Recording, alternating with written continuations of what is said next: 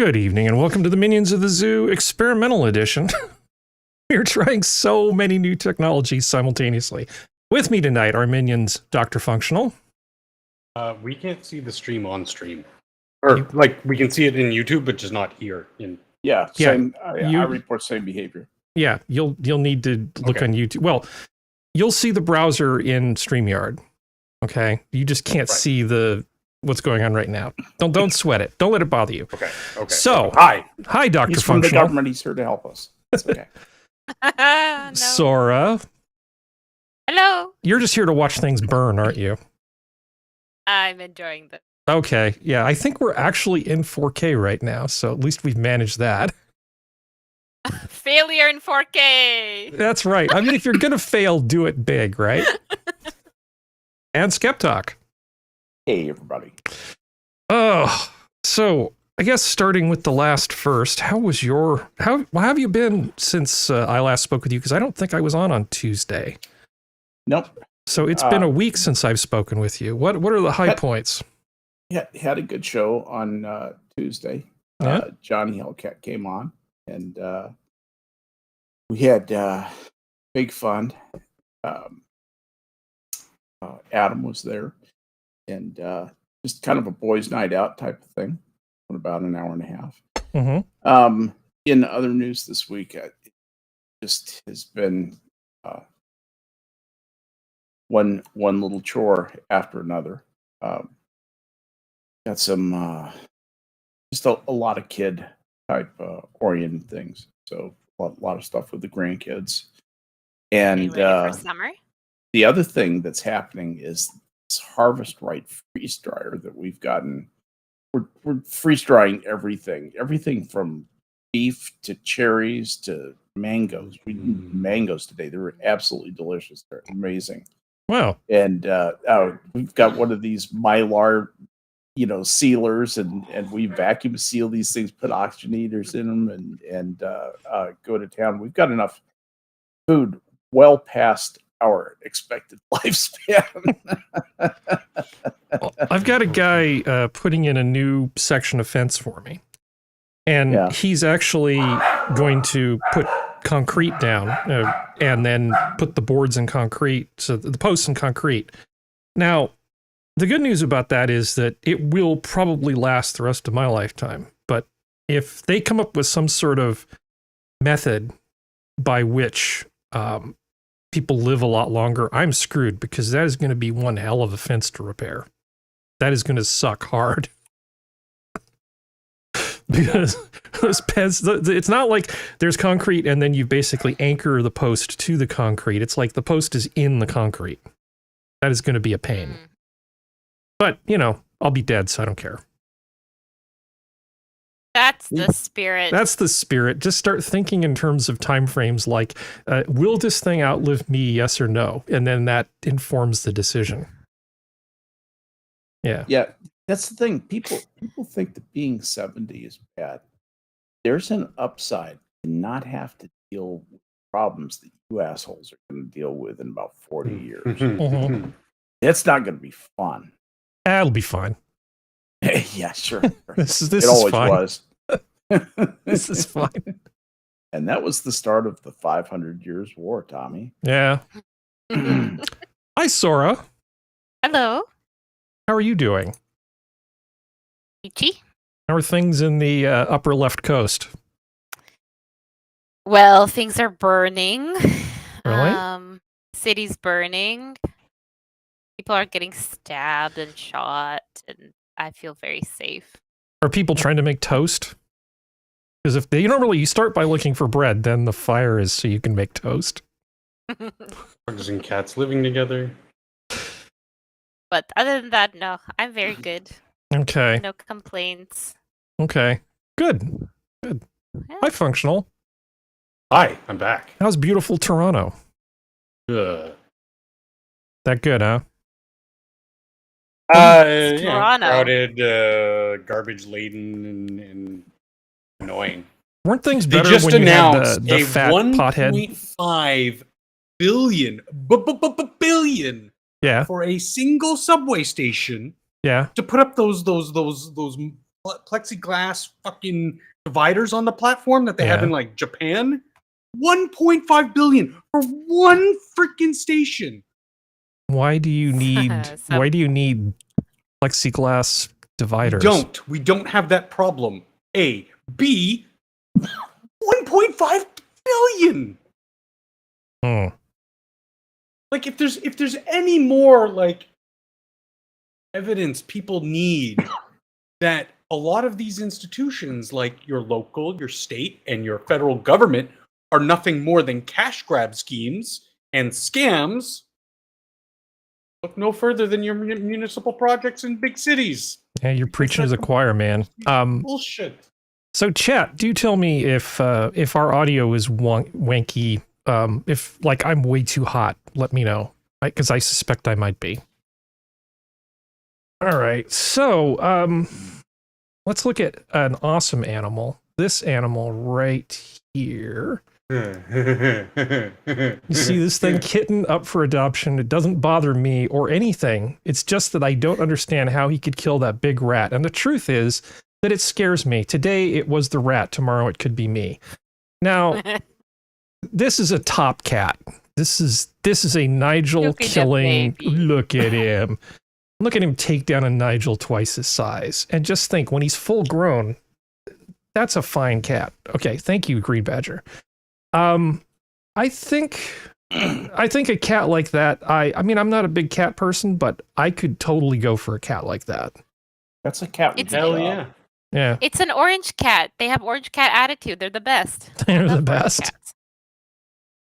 This little kitten will grow up to be the size of a small dog and will probably deter raccoons and skunks and other rats and vermin. They're really good. I mean, they keep your house clean and your area clean. Well, I mean, if they're outdoor cats, clean. Otherwise, they sit behind a window and they taunt. If they're outdoor cats, their urine will keep the rats and mice away. That too, yeah. When they go around in the yard. When they make their rounds. Yeah. Especially tomcat out there spraying.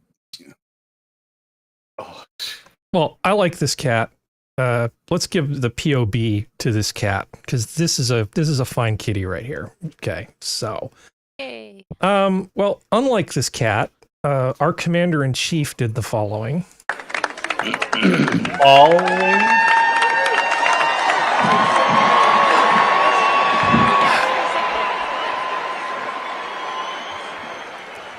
I like the guys walking like I'm like.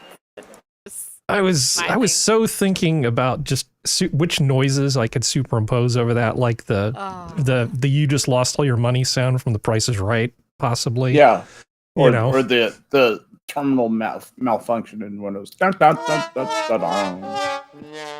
I mean, it's just so many noises. Down goes Frasier. Sad trombone. There's just so much Biden falling down. And this is our commander-in-chief. So did CNN? I haven't looked. He ruined that graduation. Well, did CNN cover it and say mostly stable presidency? How is the left spinning this? Another happy landing. Another happy landing. Man, I don't know. Well, okay, so Trump did comment on it almost immediately. Let's see what we have to bring that up here. Sorry, what were you gonna say, Sora? You said something? Go ahead. No, I think I just made a noise on my headphones. Sorry. Okay. Hey, not a problem.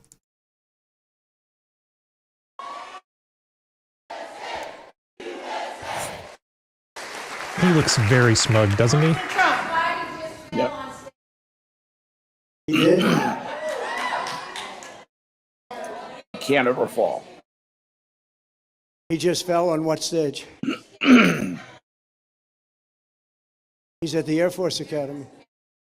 He actually fell down? Well, I hope he wasn't hurt. But the whole thing is crazy. Did an F-bomb almost slip out there? Because I kept thinking I almost heard him God, say I the whole hope so. thing. The whole thing is fake A, and then, okay, so it's not just my imagination. You got to be careful about that. You got to be careful about that because you don't want that. Even if you have to tiptoe down a ramp, you got to tiptoe. Like an ice skate. You know, it's a shame because that was the best speech I think I've ever made. Okay, so in the annals of Trump being kind of a deeply flawed individual, not necessarily a bad president, but a deeply flawed individual, he hears that an 8,000-year-old man fell down, right? And it took him about 3 seconds to turn the conversation around to him and how awesome his speech was. So, I mean, on the one hand, he's sort of taking the high road, but he ends up turning it into a humble brag, which is like really not. Anyway, I'm just curious. What do the rest of you think about Joe Biden and or Trump's response to him falling down? I love it. Well, it's what other response is going to have? He did the pleasantries. He said he hoped he didn't get hurt, and the same because that the man is fragile. He's older. It's that kind of fall can severely injure him. Mm-hmm. A hip can be a death sentence.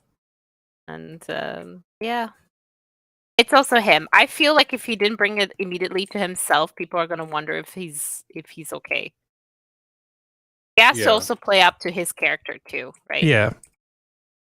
Well, I think just separating his character from his job performance is the only way to not go completely insane. I mean, he is kind of a flawed individual. But at the same time, I don't think that he's done did a particularly bad job as president.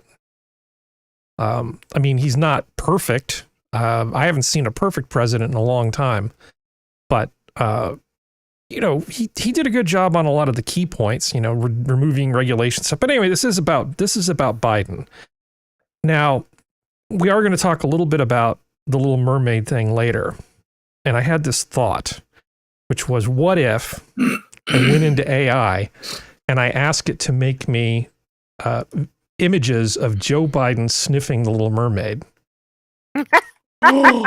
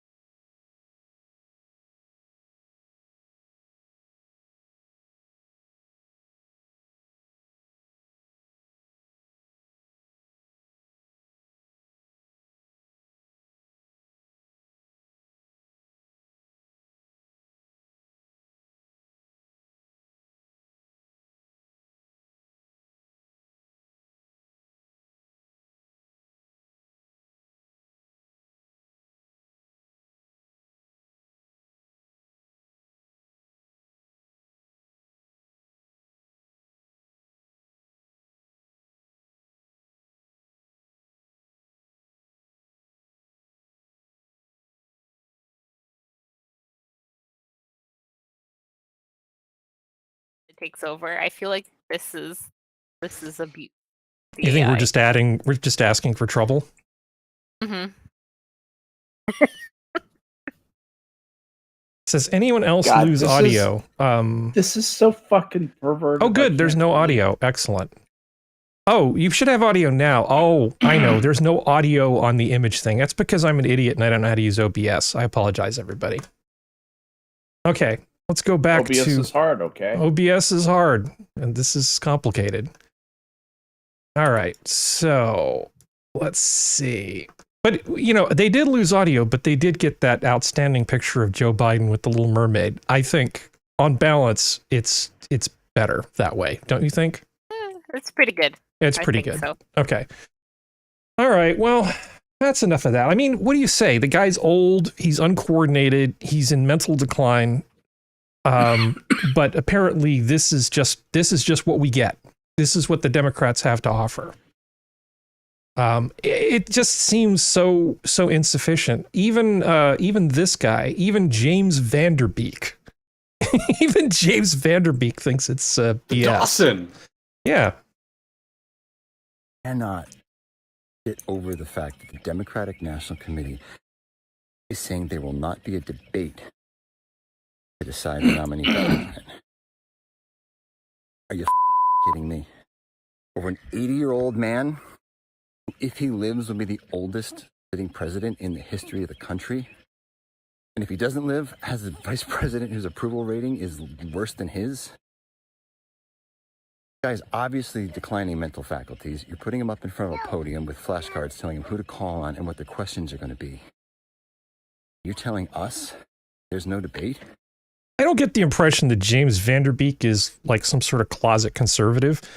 I think that his response is pretty organic and that a lot of Democrats feel exactly this way.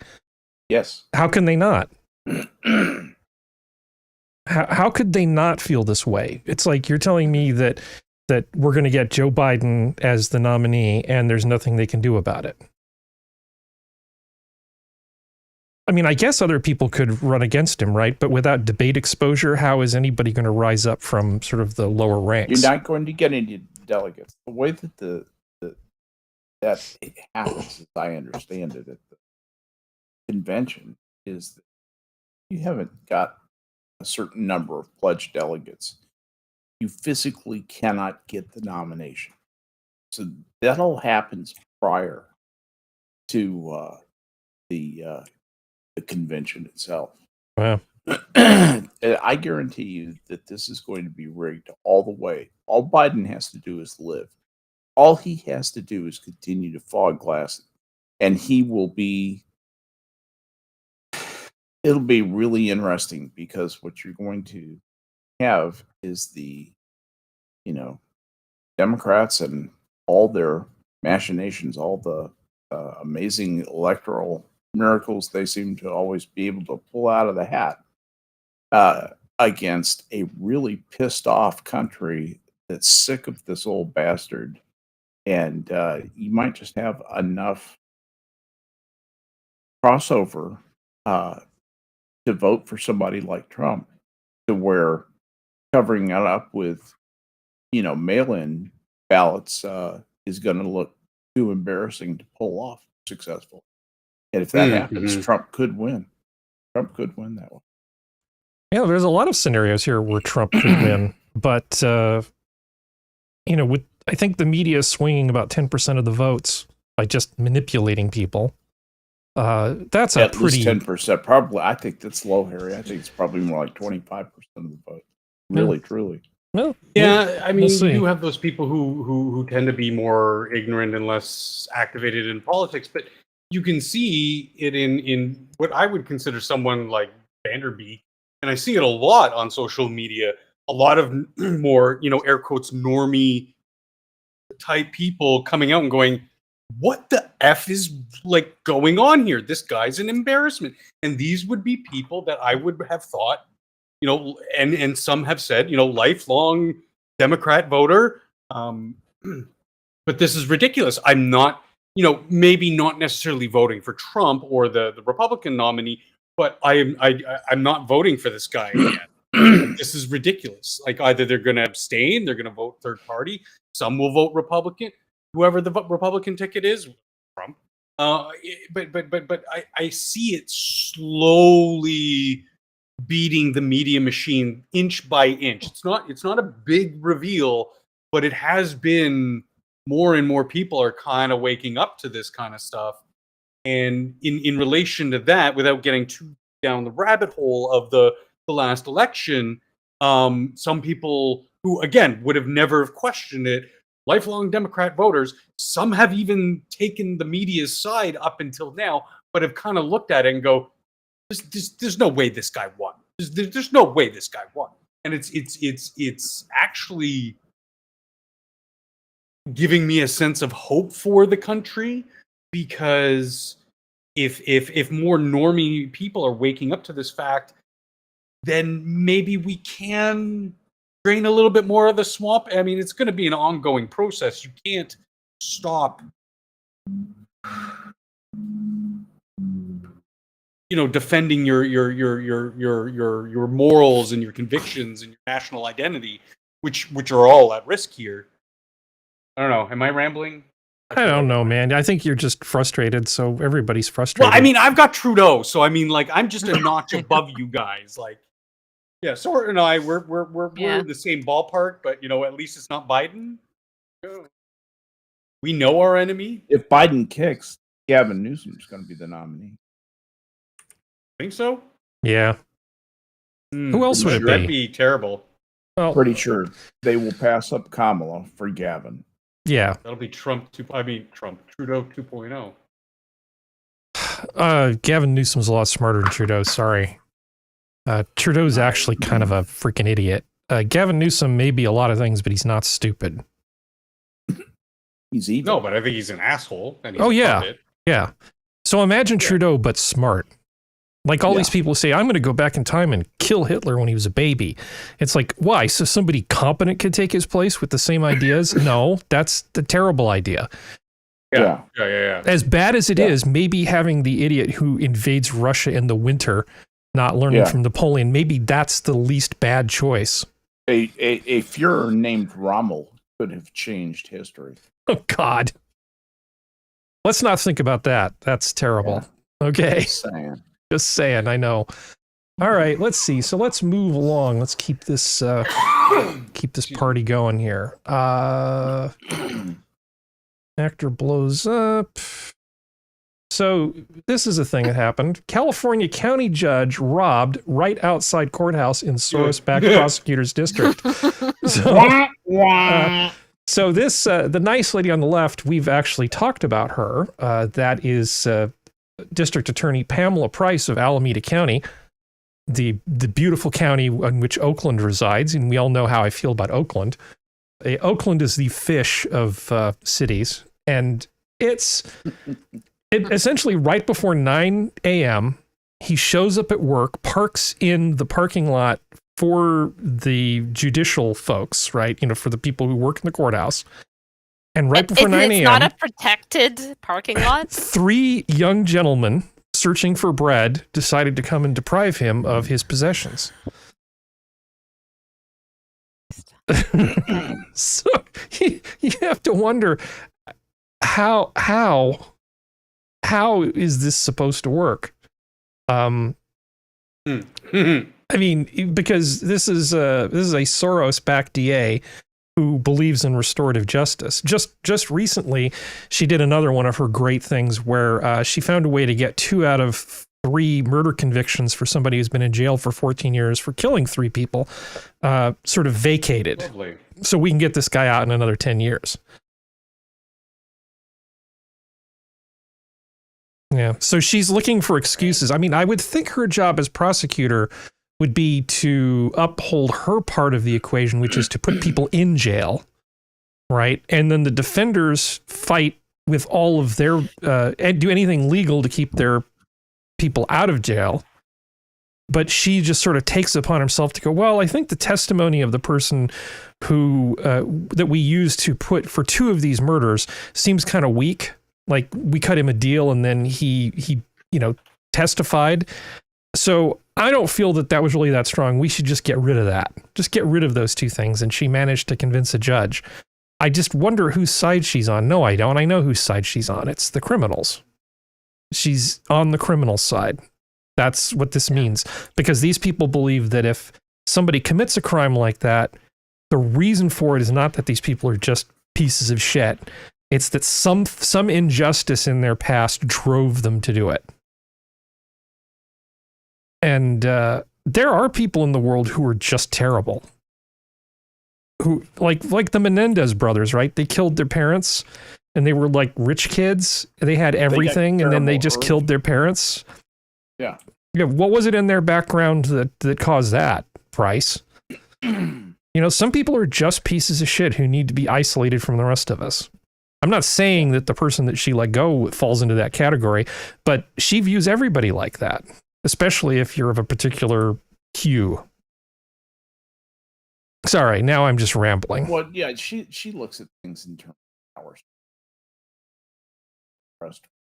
pressors, and rest, and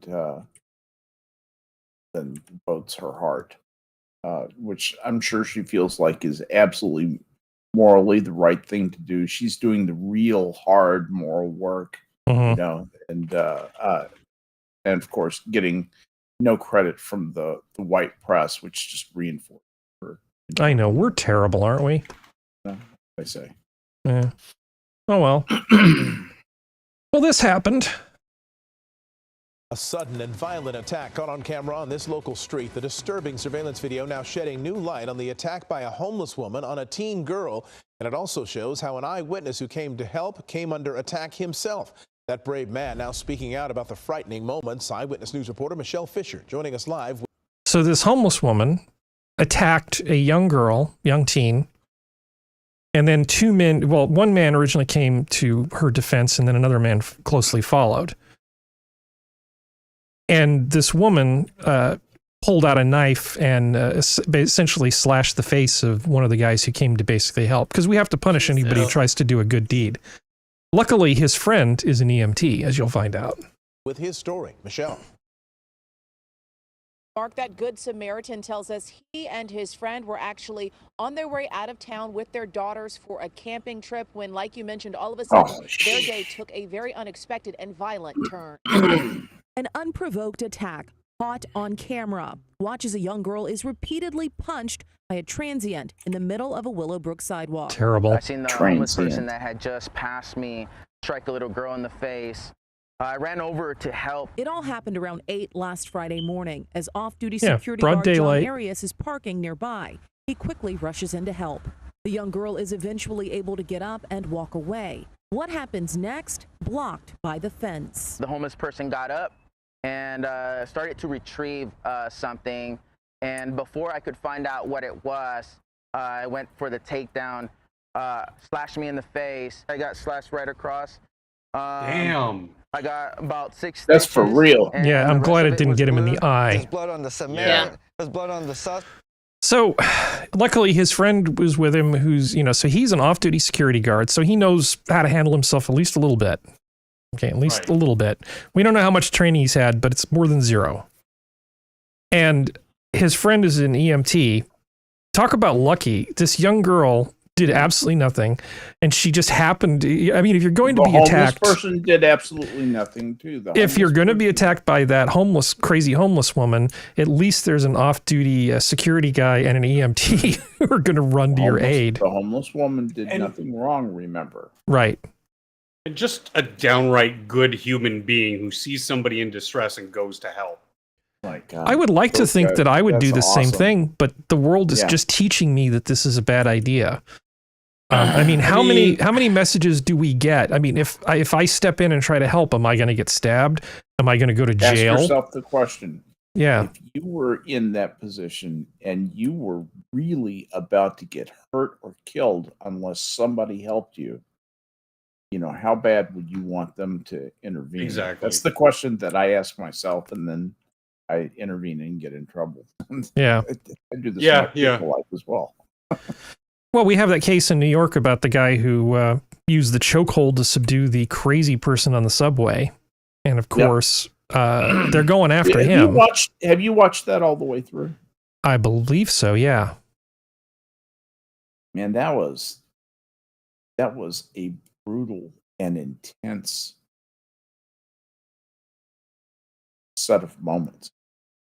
You remember when men sort of got tired of being called sexist every time we opened a door for a woman, and so we just stopped? Yeah. Well, you ain't seen nothing yet. Yeah. Yeah. We still Yes had a and no. fuck or two out on the back 40. Yeah. Were you going to say functional? I like to think that there would people would still do that because it's just in their nature, because I've been one of those people where I've intervened or I've had to have a physical altercation to protect myself or another. And even with the things the way they are here, and I mean, Kanakistan, there is no right to self-defense. I've been lucky to not get in trouble, but that's always kind of the last thing in my mind. I act. Nothing makes sense. I was explaining in great detail to Sanguine one night what had happened once when I saved a woman in an alleyway. I was Batman. No, but I mean, someone was getting attacked, and I helped. And honestly, I don't remember what happened. Like, I don't have any memory of the actual thing happening. I know it happened. I know I was there, but the actual specifics of the series of events that happened as the sort of adrenaline took over, and even in that state, I know that when you do something like this gentleman did, I wish he was a little bit better trained in security, because you never treat the aggressor as down and out, which I think that the subway gentleman probably took a little too far. And once he became limp, like, should have immediately sort of let go, created some space just to check to see, just my 2 cents on my personal experience, because I've had that thing happen. Well, didn't they try to care for him? If you knock someone down, if you punch someone out and they're reeling or whatever, you never treat them as defeated until you have fully removed you and whoever else from that situation, because like this woman can just get up and slash him across the face. Like, I probably, as soon as I saw them going for something, I probably would have done something. I don't know. Yeah, I mean, it's hard to say. Okay, if I was in New York, right, and Alan Bragg was my district attorney, I'm not sure what I would do if I was in New York, especially if the person I would have to basically intervene with was in one of the protected classes. If it was like another white dude, sure. But if it was somebody who's like a protected class, I'm not sure I would. I think I might just go, no, I owe it to the people that rely on me not to throw my life away. Yeah. And that's the wrong way to be, because I want to actually help people. I guess it hits a bit different. I should maybe a little bit stronger when it's from your own backyard. You know what I mean? Yep. Oh, I know. Sure, someone getting attacked in my neighborhood, I'd be more inclined to intervene than if I was visiting Sora in DC. Yeah, for sure. Unless it was Sora, then I'd be like, here I come to. I once had a problem where here I come to save the day. when I was in the hospitality industry, there was this guy who would come in, and we were pretty sure he was dealing drugs. And I know this because he was basically the boyfriend of a sister of a friend of mine. I know it's a little tenuous, but I had some reason to believe this was true. Okay. And he got in somebody's face and punched this guy, and this was a dangerous dude, and he just took this guy out. And I ended up, it wasn't a good idea to basically admit guilt, when I was managing a restaurant, to sort of act in a way but I decided I didn't care, and I made sure that he got to the hospital. And I mean, I said as little as possible, but I made sure he was taken care of. Okay, that's what I did. I threw my keys to somebody else, kicked that guy out, had somebody call the police, put that guy in my car, drove him to the hospital. And then I later made sure that the people who needed to know about this asshole knew about this asshole. Now, that final step was putting me in a lot of personal danger. You should not underestimate the amount of danger I was taking on, but it was the right thing to do at the time. I don't know if old Harry would do the same thing now, because I just feel like we're being beaten down to not do the right thing. I'm glad I did the right thing when I was younger. I'm glad it didn't blow up and nobody, who I care about got hurt. I was very careful about making sure that it didn't come back to me too easily. Well, but get the feeling you didn't really care for the feeling of being pushed. Well, I didn't like seeing innocent people get hurt. I didn't feel like it was an issue for me. No, that you as a person don't like to see other people. Oh God, no! I have way too much empathy. It's why I could never be an EMT. I'm not going to be getting out the Tom Mix top pocket knife and doing a tracheostomy and shoving intubation tubes in people. I'm not doing any of that. I have way too much empathy to be in healthcare. And I think that's more a feature. It's not a bug. It's what tinfoil hatty time. It's kind of what whoever they are, want, because they want us broken. They want us needing to turn to mommy, daddy government. They want us to rely on them. They don't want us to come to each other's aid. They want us, broken. They want this stuff to happen. I definitely, with everything that's been going on, this is by design. So that's why, in my mind, even in my old crippled state, I would probably do the same thing that this guy did in the video. I would try to intervene. Fuck, I have. Well, I want to take a moment and just address chat. Nice to see so many familiar faces there. Green Badger, Kiever Dam, Costin. Hello. Excellent. Nothing to see here. Stay strapped or get clapped. George That's right. Washington. I love it. There. Yeah, there he is. Sorry, missed it. Here. I'm juggling way too many things at a time. We have to find a simpler way to do this, but that's inside baseball. We'll talk about that later. Okay. So, how about we go on to the next thing? It's not quite as infuriating. It's differently infuriating. Okay.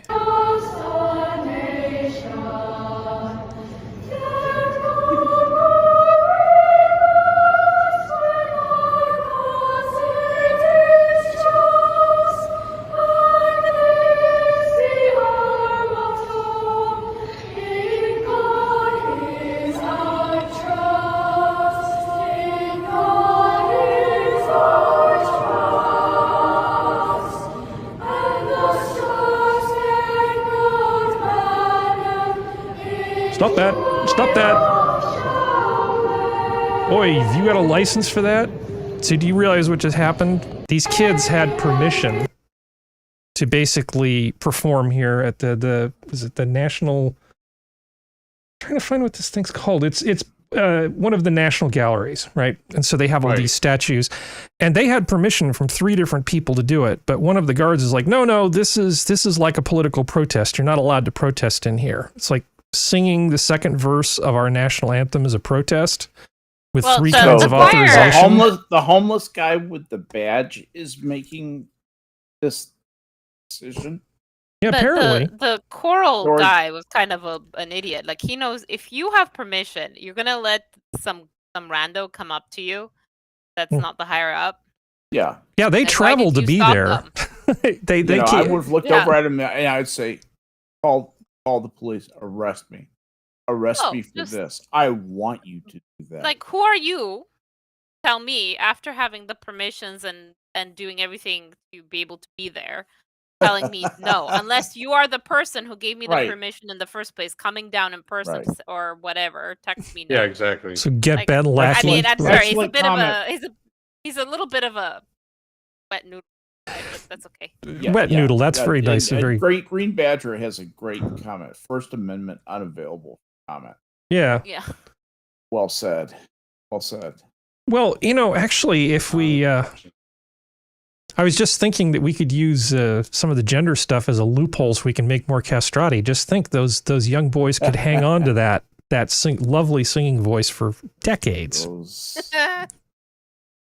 Those young men are not going to castrate themselves. That's right. On the downside, no testicles. On the upside. Yeah. The upside. Anyway, these people suck. I'm not really sure what we should say about this other than these people suck. We can move on to the next thing. Houses for women who hate you. Exactly. So this is another thing that happened. Lululemon fired 2 employees that confronted masked robbers. Really?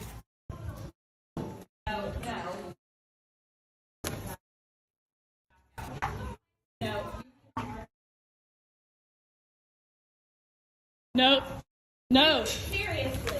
Get out. Get out. Get out. Just telling them to get out? Yeah. And they got fired for this. So they have... Oh, go ahead. Sorry, you know about this, right? Okay. I read into this. So basically, the company or that particular location has a zero policy. Zero tolerance policy, for approaching shoplifters. Okay. and I suppose they considered them filming, shouting at them, and later calling the police and allowing the police to arrest them at another Lululemon location for sometime that day to be approaching the shoplifters. So that's why they were terminated without cause, or with cause, I guess. And it gets better. I think the Lululemon had a statement basically calling them like guests. We never harass our guests, which implies that they're guests, and then basically saying, yes, please come steal from us. Would never dare call the police or whatever. And apparently these particular robbers have hit that store numerous times. This is one of quite a handful of times that they've been stealing things. So yeah, so it left them without insurance. It left one of the women and her family without health insurance, because that's what was giving them health insurance. The other one now didn't have families, but this was like what was barely covering her rent, so now she has to find other job. It's just absolutely gross situation. Where was this? This is in Georgia. Now, so the policy was that you couldn't try to stop them. You couldn't get in their way. It also was their policy that you're not allowed to call the police. They literally had a barcode you would scan, and then you would move on, nothing to see here. Now, these women didn't block their way, but you can sense that maybe they were a little frustrated having the same young gentleman, guests, come and steal from them repeatedly. Yeah. And so at some point they're just like, no, get out, get out, get out, right? And then you can see that in a little shop in Midlothian, Texas. You're saying it would play out differently? Fatally. What would happen in Austin? And I'm not trying to be a smartass, but I know Austin is really progressive, but it is still part of Texas technically. What would happen in Austin? Them and bid them well and say namaste. Really? I mean, I'm not kidding. I'm actually looking for a serious answer. Okay. It is completely rotten. It's in Ann Arbor. Okay. Well, that sounds terrible. I know. Berkeley, only meaner. Damn. Yeah. Yeah, that's too bad. Man, Berkeley used to be a fun place. I was talking about I think in the last show about looking back as opposed to looking, it being okay to look back, and how much I like the fact that the food's better. My main complaint is that a lot of things just aren't nearly as much fun as they used to be. I mean, fun used to be a thing that was readily available. You could go to the beach, start a bonfire, invite 50 of your friends. It just wasn't a problem. And you could just do things. Everything, it was just like the world was there. And as long as you followed the basic rules, you could just do pretty much what you wanted to do. And now it's like, there's no fun. How are you supposed to have fun when there's like thugs like this running around just robbing you blind? When you're worried about keeping your store open? I mean, what kind of life are these people supposed to live, even if they hadn't been fired? In some ways, being fired might be the best thing that ever happened to them. They can go work someplace else that isn't Lululemon. That doesn't think that they're... Yeah. I mean, wouldn't that keep you up at night, Functional, if you were in a situation where something like this was happening and you were prohibited from doing something? You'd go home at night and what are you going to do? Drink heavily? Medicate yourself to not thinking about it? I don't know about the rest of you, but I would lose sleep over this every single night. It would bother me that much.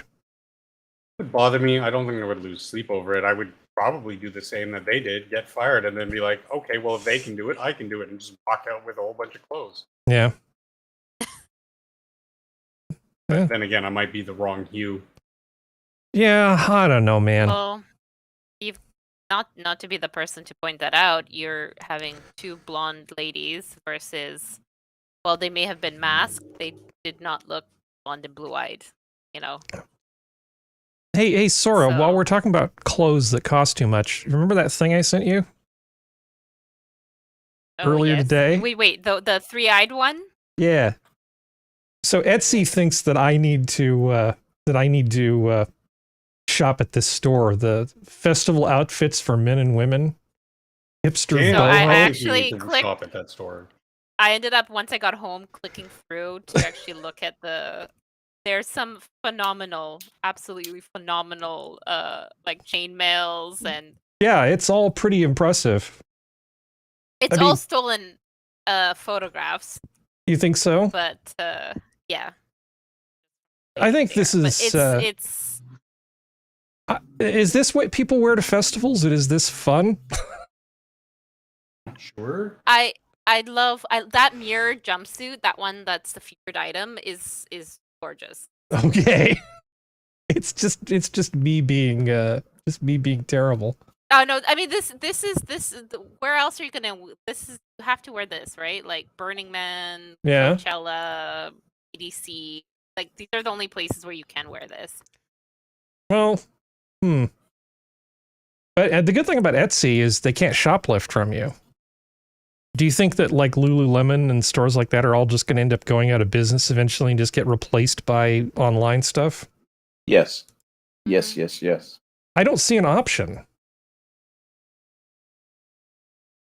Well, anyway, here's something fun. Oh, wait. It actually won't load. Oh, never mind. Let's look at something else fun. That's not fun. This is fun. Can we get a palate cleanser or something? Yeah. Wait. Oh, I saw this. This is so much fun. Camera knocks over climate protester. Watch this guy. Look at me. I'm a climate douche. That's beautiful.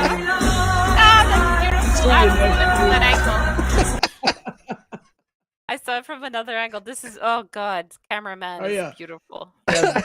Good job, cameraman. Camera angle that's 90 degrees from this is even better. But you know, how those hard cameras that are thing pretty is in the expensive. face. I don't think he did that on purpose. Do you? Oh, I think that camera operator very definitely did that on purpose. Those cameras are expensive, Skep. That is not a thing to bludgeon somebody with. But it was worth it. Agree with you. Yeah, maybe. All right. That was a That was so moment worth of it. frustration on the part of the camera operator, and he said, "Hey, wait a minute, I've got a hammer." Okay, so It's a Skep, nail. That looks like a nail. so I know you don't drink, Skep, but No, I maybe don't. you can still appreciate this.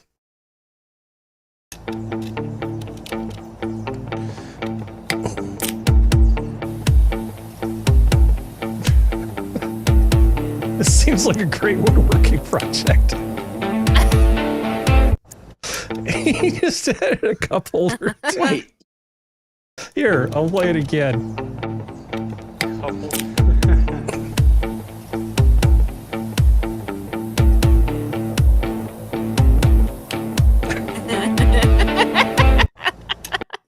That's nuts. That's great.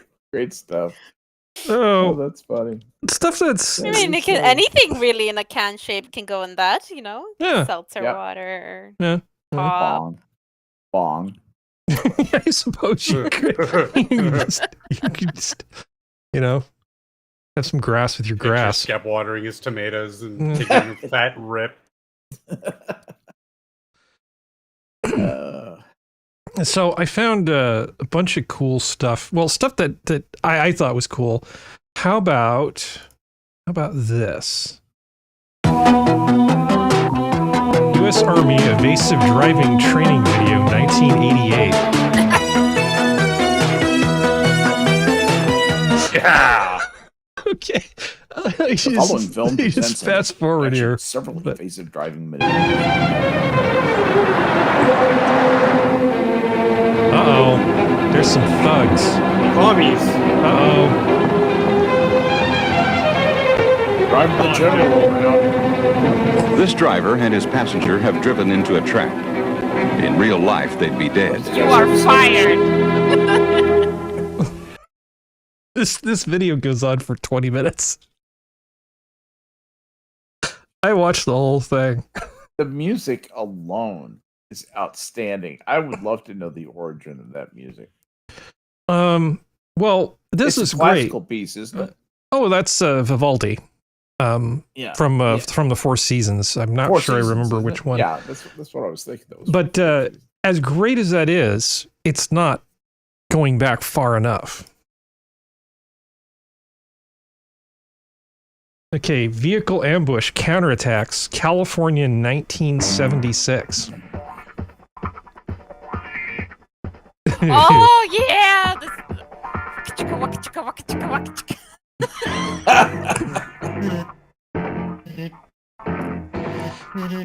This is great. Sorry, I'm just tired of talking about the news for a bit, so we're gonna watch this for a while I can while make I a guitar de-stress. make that exact sound.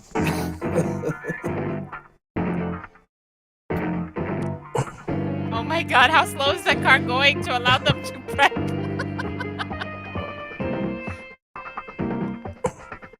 This is from the California State Police. Oh, no, wait, that's another one. Sorry, this is the U.S. auto industry one. But I think this is California State Police. Look at her. She's got a walkie-talkie. She's a bad girl, the kind your mom warned you about. Wow.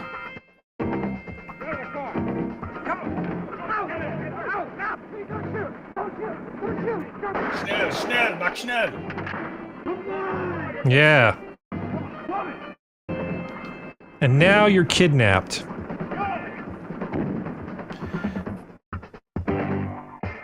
So this is just the setup.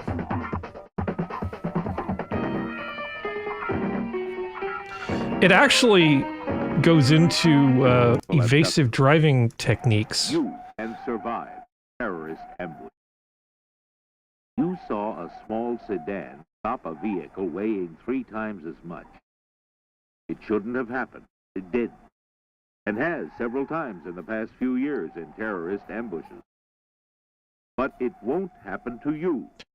Let me give you a little clue as to what's going to happen. They're going to point out drivers like to protect the cars that they're paid to drive.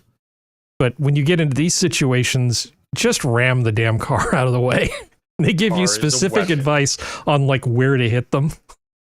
So, essentially, just like the CHP knows how to do pit maneuvers, in situations like this, yeah, destroy your radiator. Just get the hell away from these people. Right. Because it's a life or death sort of situation. So they go through all sorts of different scenarios. Surrendering. This will give you precious seconds to evaluate the actual situation and to assess your next move. Pick a point to ram on the blocking vehicle. If possible, aim at the right rear wheel area, either at the wheel or slightly to the rear of the wheel. Minions of the Zoo does not endorse ramming while cars. aiming your right front fender at the target impact point. Build speed and accelerate. Look at the dummies. The blocking vehicle. Don't ease off the accelerator. Bubbles, don't panic and hit the brakes. And I expect the head fell off that one. I don't know. I guess I have a weird idea of what's entertaining. Like, that's just sad. Sorry. Okay. Well, let's see. Back to our regularly scheduled program. That was awesome. Let's see. So this is another thing that happened. Actor Bill Cosby is facing a new sexual assault civil lawsuit. His accuser is Victoria Valentino of Los Angeles. Former Playboy centerfold model and actress is suing Cosby under a new California law that temporarily lifts the statute of limitations on civil sexual assault cases. New California law that temporarily lifts the statute of limitations Why on have sexual a statute of assault limitations suits. if it can be temporarily lifted periodically? Of course. It's Now- not a statute of limitations because it doesn't limit anything. So supposedly this happened in 1969. She and one of her girlfriends, he offered them some pills, said everybody will have a better time if we just take these pills. And being 1969, they said that sounds like a great idea, and they took them. What she's alleging is that she got a hot Cosby, and we know this has happened to lots of other people. My question is, I think probably he's guilty just because of the other things we know about him. But those other things aren't really supposed to matter in a case like this. And how can Bill Cosby get a fair trial He can't. How can he get a fair trial if you get rid of the statute of limitations, and There is then no change of venue for him. There's no change of venue for him. How can we have a legal system that there's no way to get a fair trial in? I mean, I can't see how this could be allowed. Technically, our system of justice says if that situation obtains where there's that level of notoriety, you can't charge them. You can't try them. If you can't try them fairly, you cannot try them. That is the bedrock of our jurisprudence. It really is. Yeah, she had a while to come forward too, and I'm not saying that if she got the hot Cosby, that she wasn't due something back then. Yeah. Right? The statute of limitations exists for a reason. Part of it is that you can't have a fair trial after a certain amount of time has passed. The trail is too closed. They're too cold. There's no evidence trail. How do you verify anything? Who are the witnesses that were alive in 1969 to verify the story? I think you may not be evaluating it on the right basis, Harry. Well, I'm not a lawyer, so I don't know. Well, no. Here's the actual way that a lawyer's going to say, "Do I like this guy, Bill Cosby? No, I don't. Okay, well then I'll vote to get him some legal way and make it legal, and I don't care about anything else, because that's the way they operate. That's exactly what they did, and that was done.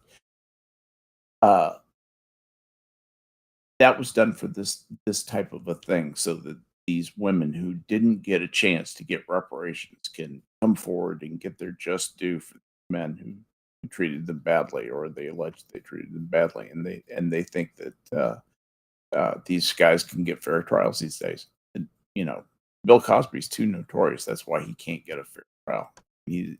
I'm sure there's a way they deal with that legally, because they seem to get around that. A lot of very famous people. Yeah, maybe in 1969 people didn't realize that taking random pills from strangers was a bad idea. Given that it was actually a much more innocent time. It was a much more innocent time where people would go to have parties, and you'd have one bowl for the keys and one bowl for all the donated pharmaceuticals. People would just grab handfuls of pills and take them, and then just see what happens. That was the year of my first acid trip, and there was a lot of that stuff around. Yeah. Sobering thought. That was 50 years ago. Gee, I should know. That was a long time ago. Yeah. Do you happen to know what happened that night? Were you there, Skep? Did you see Bill Cosby over in the booth? Oh yeah. Yeah. There aren't enough people like you who can actually verify this thing. The thing that just bugs me about it is I just don't like seeing, whether he's guilty or not, him be charged in a way that he can't defend himself from. This is the whole thing with a lot of these laws. It's like, yeah, nobody wants sexual assault to go unpunished. Nobody wants that. But now there's something else happening here, I actually think. And that is that there's the Bill Cosby estate is kind of the cash cow now. And so everybody wants to line up and milk the cash cow. And so what they said was, well, we've got some ladies who would like to milk the cash cow, but we need a law so that they can get around the statute of limitations, so they can get to the cash cow for their milk. And so they obligingly pass this law, and they line up and they're milking the cow. That's what's really going on here. This is being driven by insurance companies and lawyers. Well, moving on. The Daily Beast put together an absolutely ridiculous article. Elon Musk, Joe Rogan, and the apocalyptic centrists. The Daily Beast is of the opinion that Joe Rogan and Elon Musk are spreading all sorts of conspiracy theories and doomsday pronouncements and things. Beast. And it couldn't be more obvious to me that Joe Rogan is kicking their ass in terms of viewers, popularity, relevance. And they just don't like Elon Musk because he took away all the free blue check marks from all their fancy friends. So they've got, the Daily Beast has an axe to grind with both of these people, and this article is just the worst because it tries to claim that it's journalism, and it is not journalism. This is just propaganda and hard feelings, from what I can tell. The nice people over at The Hill actually did a little bit of a video on it. Let's just play a little bit of that.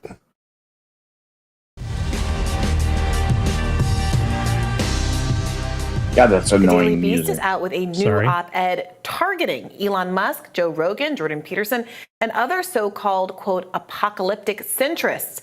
The author writes, the grandiosity of the conspiracy theories pushed by Musk and his cohort, which include hugely popular and influential intellectual dark web commentators like Joe Rogan and Jordan Peterson, are what make them exceptional. Okay, I just want to take issue with this briefly.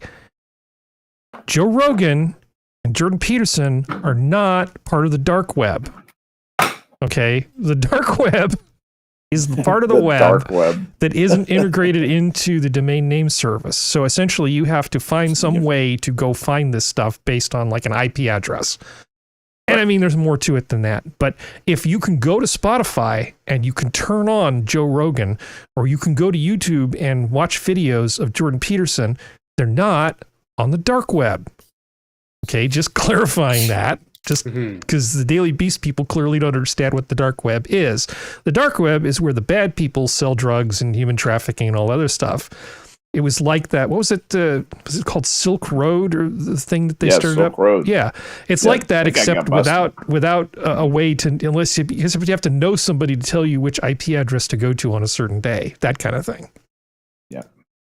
These aren't goofy UFO conspiracy theories. This is serious stuff. The kind of stuff that would make you crazy enough to sack the Capitol, threaten the life of the Vice President and Speaker of the House, and think you're the good guy. So those darn centrists are just making it impossible for the government not to be taken down by a coup, apparently. I believe that's what the Daily Beast is trying to peddle in this article that they put together. And as somebody who's frequently referred to himself as an alt-centrist, I feel like they're coming after me. Yeah, I think Harry and I are very much on that arc somewhere, probably nearly on the same point. Wouldn't you say, Harry? Yeah, I mean, as far as conspiracy stuff goes, I know a lot of people who are far more sort of in tune with conspiracies than I am. I don't particularly like conspiracies. I usually, if somebody comes to me with an argument of the form, well, you know, most people don't know about the real truth, let me clue you in, I tend not to pay too much attention to that sort of thing. You ask the question, why do you know something that the most people don't know? Yeah. You know, because they've got some letter of the alphabet associated with them, or, you know, those people. Right. And they can just, you know, you create an echo chamber. Take the numbers in the letter and do it backwards. Which doesn't necessarily mean that they're not right. I mean, there are conspiracy theories that have been proven to be correct. You know, things about how we ended up in the Korean War, for instance. It was canon that or the Iraq War. that you know, certain things happened in a particular way, and it turns out it was all just sort of made up. And there's still credible people who believe that because we broke the purple cipher of the Japanese, et cetera, Pearl Harbor. I don't think that makes these people crazy. And I don't think it means that we should just ignore these people. But the idea that there's some sort of slippery slope argument that if we let these people spread their dangerous rumors, that somehow it's going to cause the downfall of the government, I think that's grossly irresponsible for anybody who claims to be a journalist to say something like that. Yeah, but Brianna Greyjoy isn't exactly. Well, she's not saying I guess it's it. the Daily Beast. Yeah, she's talking about what the Daily Beast Brianna says. Joy Gray. I know what I said. Yeah, she's better than Karine Jean-Pierre. Couldn't Julianne Malveaux do better than Jean-Pierre? I mean, seriously? Oh, God. I almost guarantee you that they wanted someone to represent a certain community, and they felt like she was qualified. Apparently. That has to be how she got that job. Well, I think if she didn't pay the iron price. Well, we've got these huge conflicts of interest. Anytime the media goes after Joe Rogan, all I can just go is, you have a conflict of interest. Everybody in the media who's less powerful than Joe Rogan has a conflict of interest. Which is everybody in the media. Which is everybody in the media. Which is why we can't listen to them. Carlson. Or we certainly can't listen and believe. God, hallelujah. Yeah. Oh, well. Anyway, moving on. Let's see. Oh, my girlfriend is in jail. Not my imaginary girlfriend, but the predator, Elizabeth Holmes. I ran across a new publication, well, new to me, called Quartz. Now, Quartz is supposed to be about evidence-based progressive ideas for the next generation of leaders, kind of nonsense. They write here, Elizabeth Holmes, the former CEO of the fraudulent blood testing startup Theranos, just started her 11-year prison sentence on May 30th, a month after she was initially expected to, after enjoying one last beach day with her husband and her 2 small children, William, 2, and Invicta, only months old. Ew. I know. The fact that she is a young new mother is going to play into any potential sentence, said Caroline Schemp, a federal criminal defense attorney in The Dropout, the ABC News podcast about the Theranos trial. It sure did. For one, the trial was delayed when she was pregnant with her first child, and the timing of her reporting to prison was likely influenced by the fact that she gave birth to her second child just over 3 months ago. But do you think she was manipulating things with these pregnancies? Or not? Oh, absolutely. But the new mother identity is serving Holmes in another way, too. She is garnering at least some degree of pity, sympathy even, from observers in the media. No matter what you think about her, it's really sad to see someone who is about to go away for 11 years with 2 babies, said another pointless person. She is leaving behind 2 young children, blah, blah, blah, blah, blah. It probably does, but American prisons are full of mothers, and the overwhelming majority deserve more sympathy than Holmes.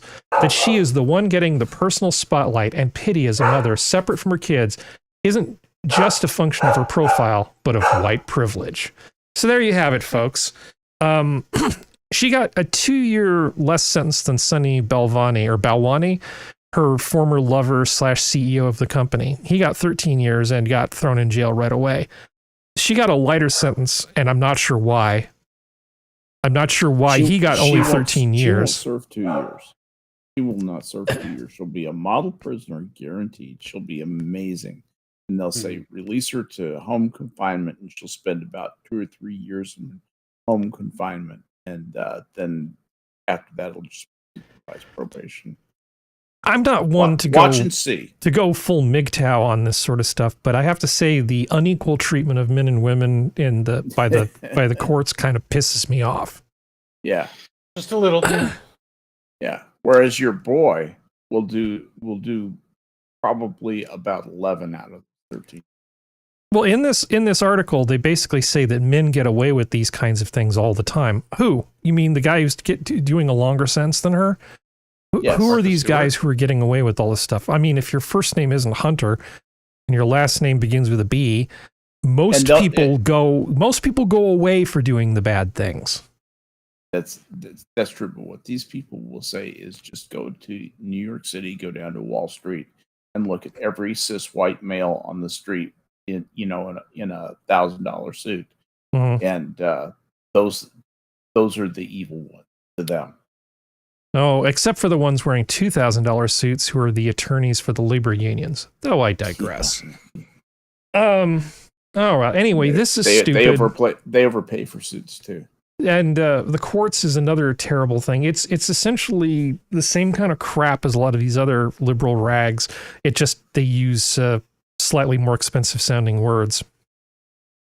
There's a veneer of credibility and intellectualism to it that the Daily Beast doesn't have.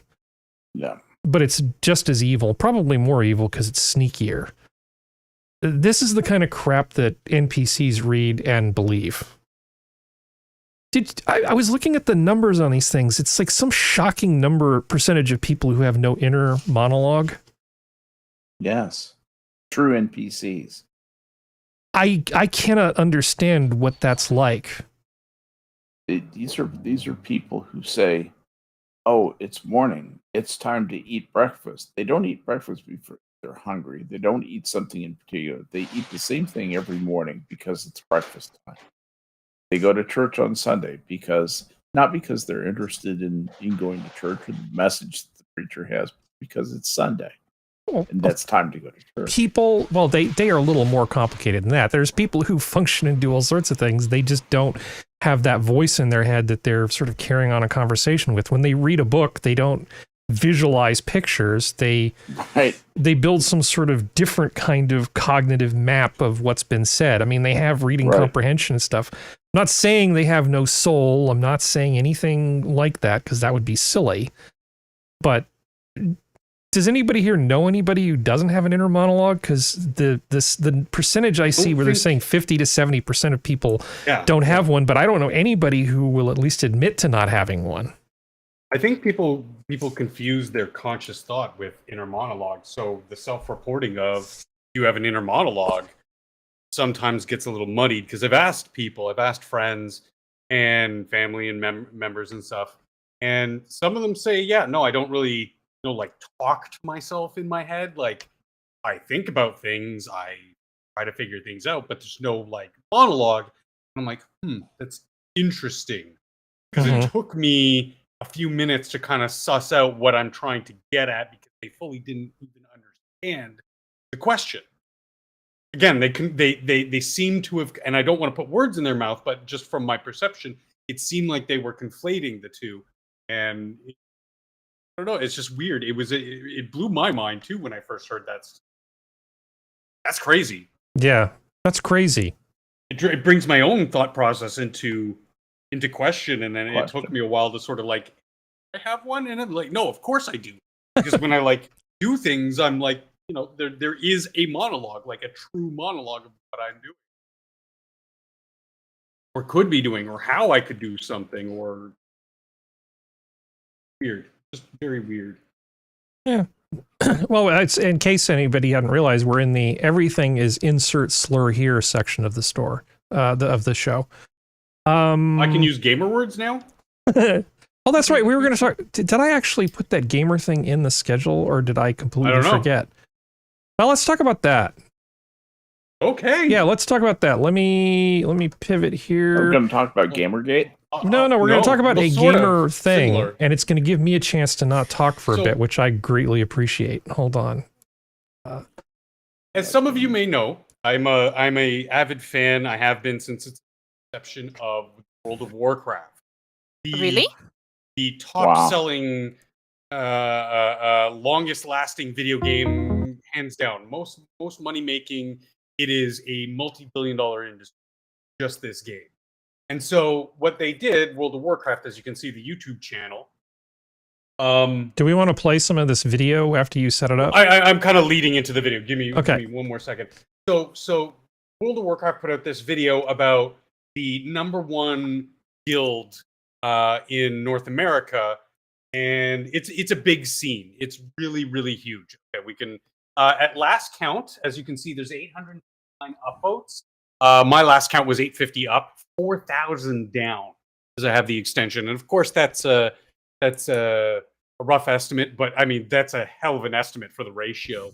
And right now, as of now, there is connection to Soros groups as far as funding, and Tencent, the big tech gaming giant from China, even though World of Warcraft lost its license in China.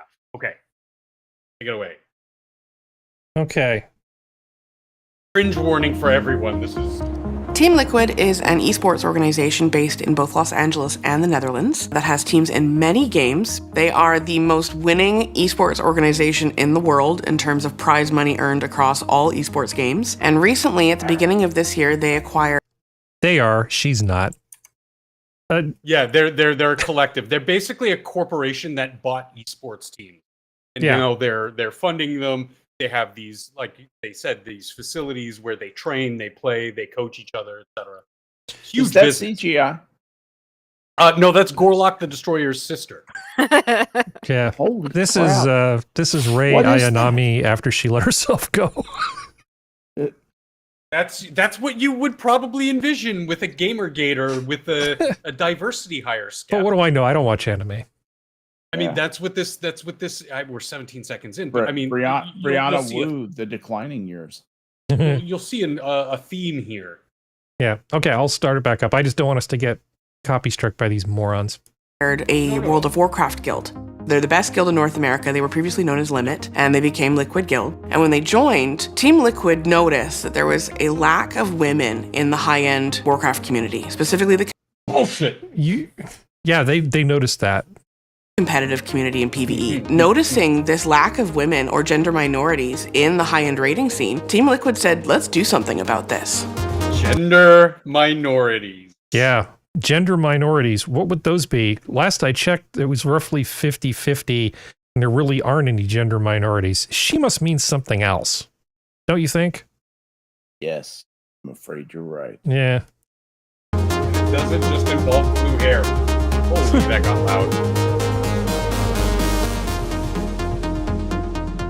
My name is Kelsey. I'm also known as Hula Hoops. I'm the general manager of Raider.io. I am also one of the founding council members of Liquid Women in Warcraft, which is an initiative created by the Team Liquid esports organization.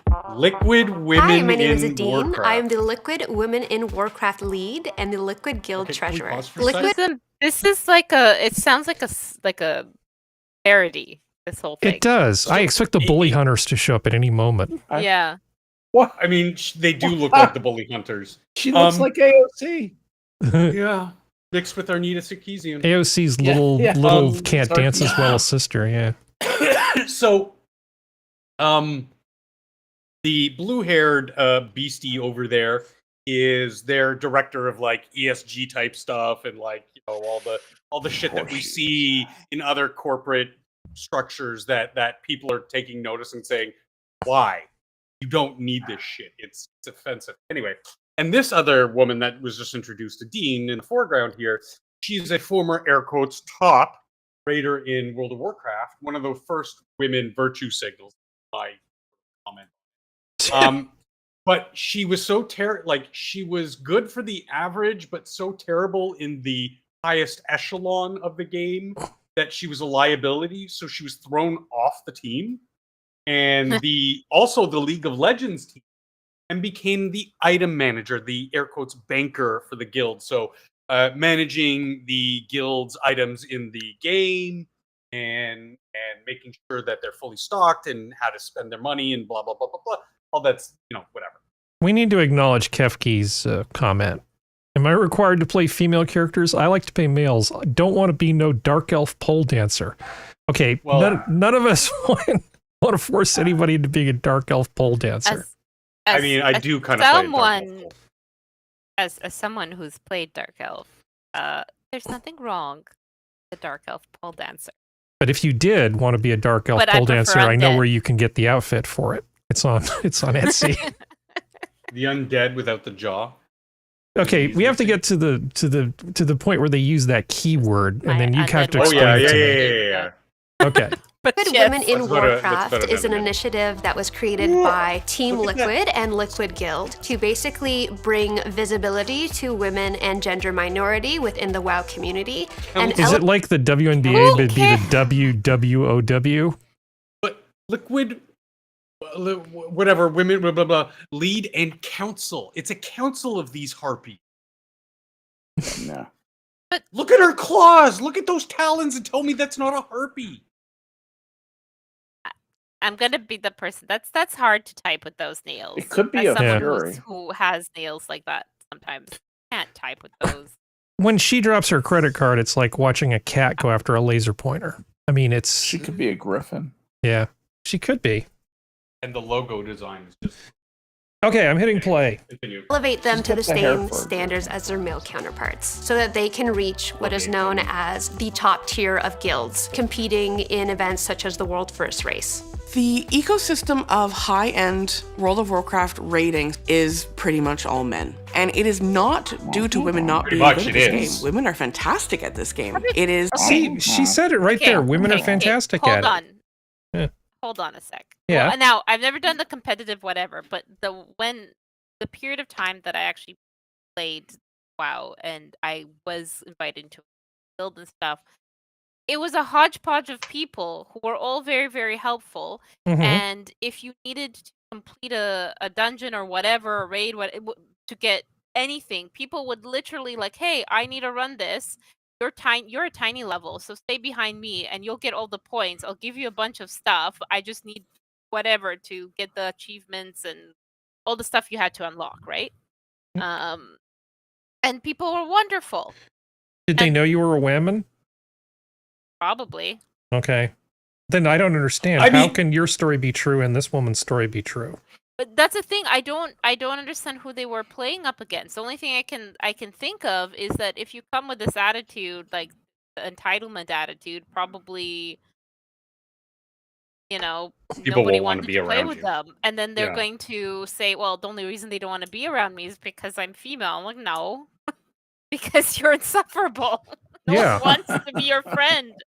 Oh, you mean somebody's personality might not be well attuned to a group environment where people help each other and try to have fun in some of their escapism? All personalities are equally valuable. In terms of my work, there's a handful of people who I just really despise. I just don't like working with them.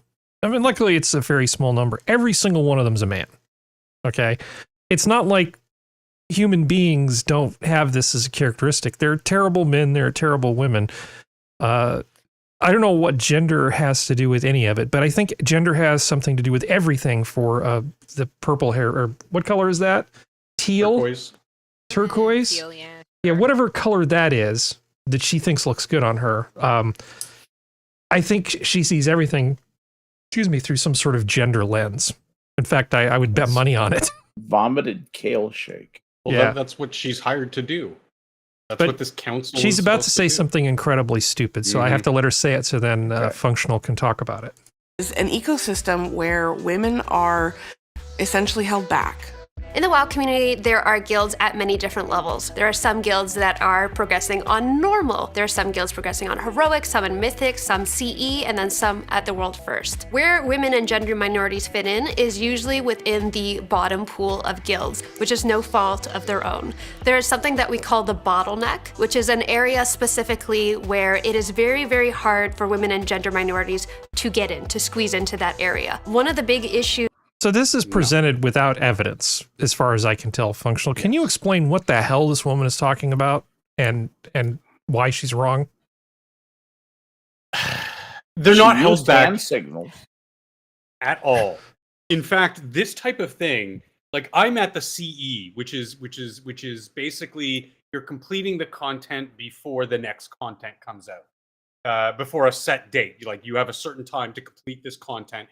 It's the highest echelon next to what they call Race to World First. These guys, Team Liquid, the guys who make the big bucks, who actually do this for a living. They're esports stars. People follow them on the YouTubes and the Twitches and the Instagrams and all that. Like these are the big pigs.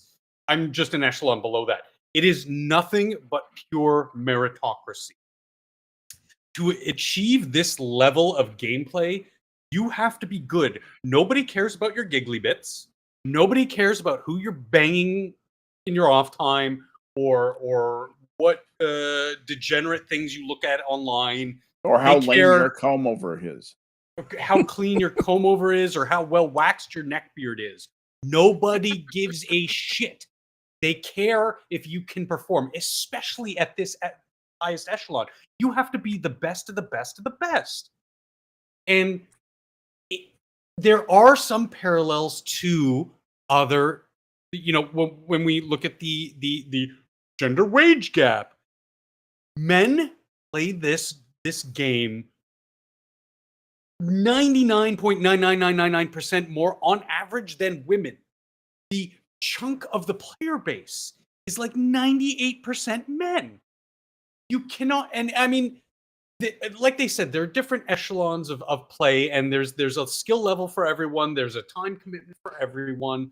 The higher skill, the more commitment you have to go in, because you have to improve your character. You have to do superficial things to increase your power outside of what is called a raid, where the 20 of you come together to push these big content dungeons.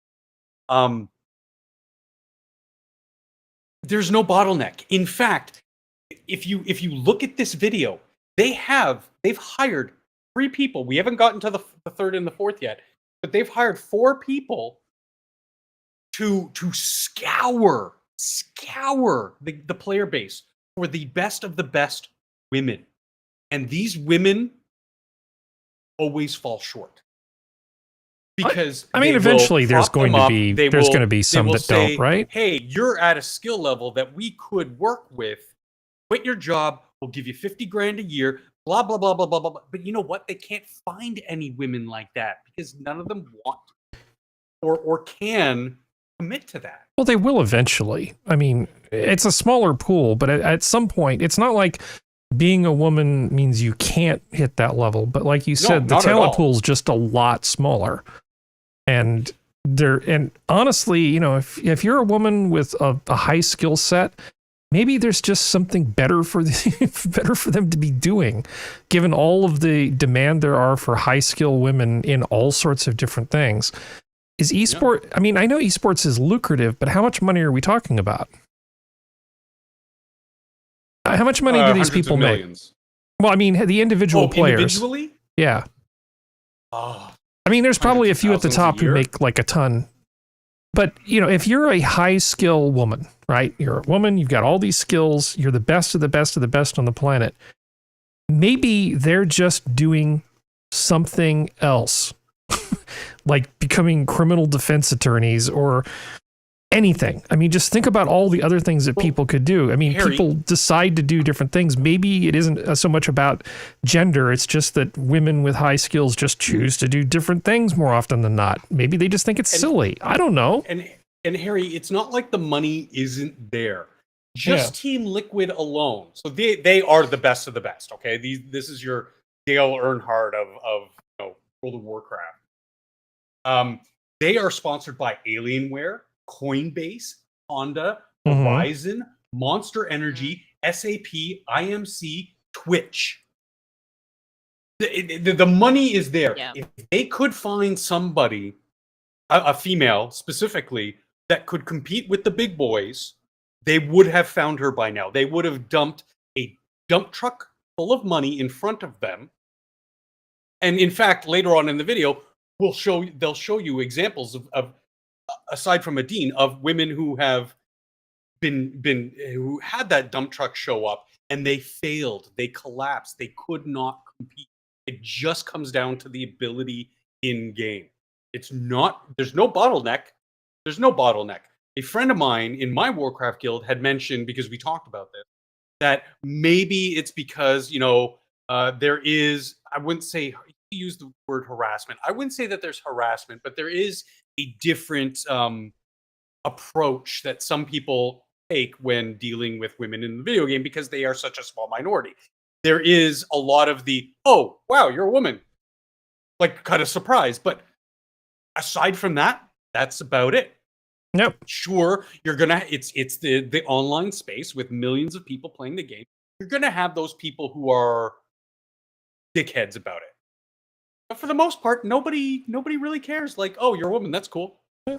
Well, I think I found a better way to make my point. Okay, so there's her, and then there's her. Now, when I say that women may just be making different choices, right? Because it's all about preference. If there are no barriers to entry, you frequently see things not end up in equal proportions. We've seen this in Sweden. For instance, in terms of healthcare, lots of different things where men and women just self-select differently. There may just be a general lack of interest, in games among many women, this type of gaming. I mean, hashtag not all, okay? And it may be that, like I said, people with this skill set just have found even more lucrative things to do, or that they find maybe more satisfying in some way. But if you look at this person and look at the other person, I don't see them having a whole bunch of options. I think that this, as a job for her, is a huge windfall. This is like the best thing that ever happened to her, that Liquid's coming and throwing money at her to do diversity and inclusion stuff for them. Yeah. I don't see her going off becoming like a senior partner at KPMG or, Alcoa Aluminum or anything, right? I mean, where else would she be that's better than this for her? And I'm thinking that the women who would be the winners may be off doing God knows what else. It's just a hypothesis. But anyway, I've made my point. That's enough. So you want to play a little more of this, or let me know when you think are there more points to be made? I also want to mention that she does mention that they typically are at the bottom pool. And again, it's just simply because they're not good, as good as the people who need to be in the upmost echelon. I play with women at the second highest echelon. They're very few and far between, but they do exist. So there's no real bottleneck other than the skill.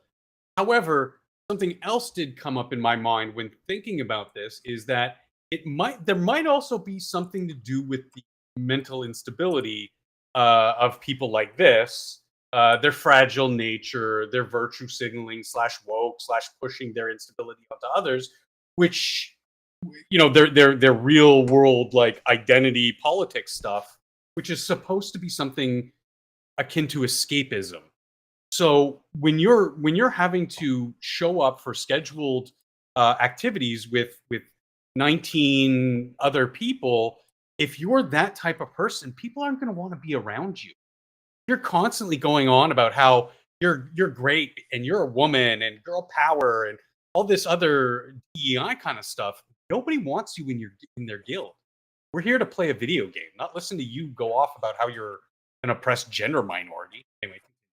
And just to be clear, just to throw this out there, I have in the past worked on promotions with and tried to help 3 different world-class professional women's sports organizations. Okay. I feel pretty okay with my credentials in this area. Obviously, I can't dox myself, so you just have to take my word for it. But this just irritates me so much, this whining and moaning about this sort of stuff. I feel like we've covered this. So you should probably put the link to this in the chat so people can subject themselves to the whole experience that is this terrible, terrible video.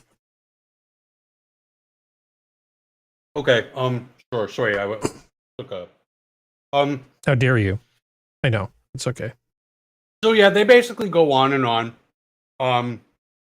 The interesting thing was Team Liquid hasn't won since 2020, since they started really pushing this stuff, really, and it's kind of proven itself that it didn't work. Because you had people like Adine. There was another woman they introduced like halfway through the video, who's actually very, very pretty, and sure enough, she goes on to be like sort of the face of the organization. She's their podcaster, their commentator. Yeah. And it's kind of shitty to me because they push they promise these girls this thing, knowing that they can't compete, and then they push them into these roles where they're just supporting roles for the men and just to prop them up and whatever because they're women's. Now we have our diversity quota because remember they're in California. Yeah. So I will find that link and I will put it. All right. So if anybody wants to cringe a little bit more, because the first time I watched it, I got about like 50 seconds in and I turned it off because I was like, ugh. By the way, I really am enjoying the chat. Yeah. I'm going to skip over this Quillette thing for a bit because it just seems a bit heavy. But here's the thing. He's not heavy. He's my brother. Periodic table evolution cut from Indian textbooks. Yes, I am not I'm not particularly sure why, but the Indian government has sort of decided that if you're not going to go into the sciences, there's a bunch of basic science that you just aren't going to be subjected to. And it includes things like the periodic table and evolution. This seems like kind of a mistake to me that they're not teaching basic science sort of to everybody. We are just being efficient now. Yeah. But I think That's if probably what they think. the charitable way of looking at this might be, well, you know, if you're going to become, you know, like some sort of welder or something, maybe you just don't need to know about all this stuff. Maybe they're just fast tracking people on career tracks more quickly. But there's just something about this that doesn't sit quite right with me. And I went to Deutsche Welle because I know how the Germans are going to feel about this. They're going to say, this is a bad idea. This means that the only students who will learn evolution, for example, under these new cuts are those who have opted to major in biology in their final 2 years. Students who opt for a different topic like commerce, computer science, or humanities won't have that opportunity. So basic science, just nobody, unless you're basically going to become a scientist, they're just not teaching this to people. And this seems like a terrible, terrible mistake to me. How can you, as somebody in a democracy or a representative democracy, vote on things like nuclear power if you don't understand something as basic as the periodic table of the elements? I mean, just as an example. All part of the plan. Yeah. Oh, I don't want to be an alt-centrist conspiracy theorist like Elon Musk or anything, right? So I better be careful. But it's hard not to draw these conclusions when you see the dots on the board, man. I don't know, man. I'm just glad people are kind of taking notice. And here's the thing. When it comes to conspiracies, there are conspiracies.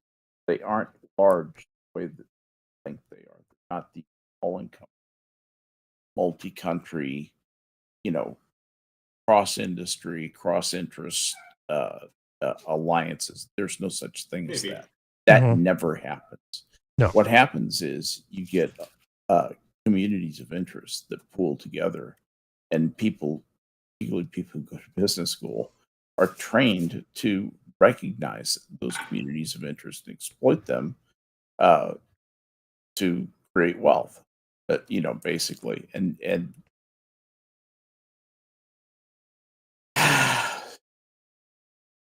far away from its original intended purpose. I'm just going to say that. Yeah.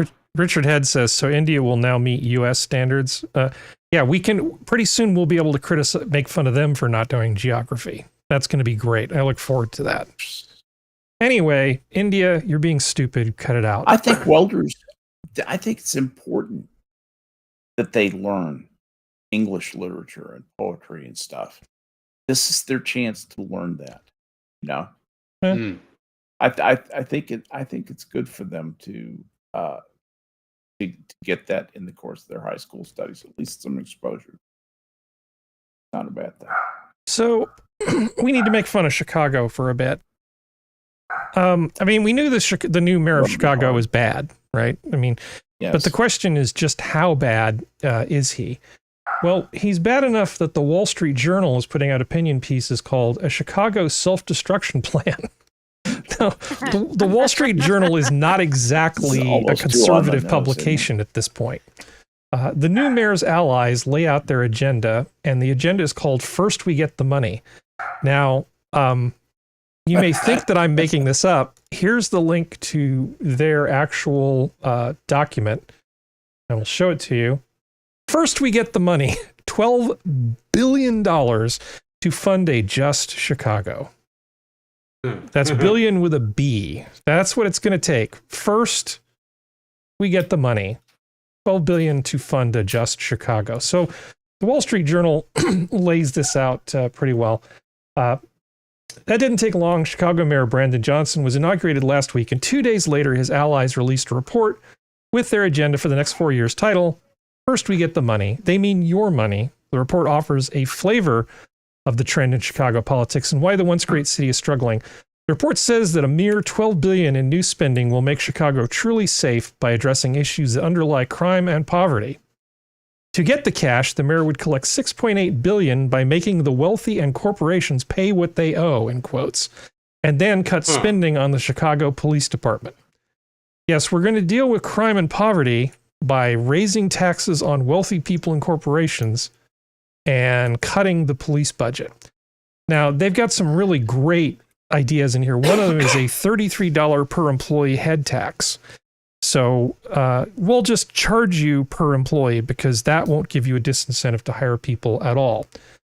Previously, Rahm Emanuel, when he was mayor of this, he said that a $4 per head tax was a job killer. They also want to increase the price on real estate transfers over $1 million because we all know how well that's going to work. That's just terrible. That'll be fine. Yeah, that'll be fine. There's nothing that's going to be wrong with that. They want to charge a fee on vacant luxury apartments because they say this will like empty houses tax. Yeah, landlords with luxury apartments that are vacant should pay a fee to encourage them to charge more affordable rents. The authors want to raise the tax on jet fuel. Listen carefully. They want to raise the tax on jet fuel to force airlines to pay for profiting from creating pollution in our city. So if you fly in through Chicago, they're going to basically add an extra charge on top of the cost of that very expensive fuel if you fly through Chicago. Nobody's gonna fly. I can't imagine what would possibly happen as a result of this. See, they also want it. Now, this is the coup de grace right here. They add a financial transactions tax for a cut of every trade at the Chicago Board of Trade and the Chicago Board Options Exchange. How do you think this is going to play out, Skep? Oh, it'll be fine.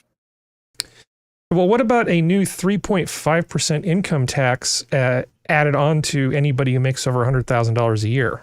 You realize what this does is, first of all, it demoralizes the populace.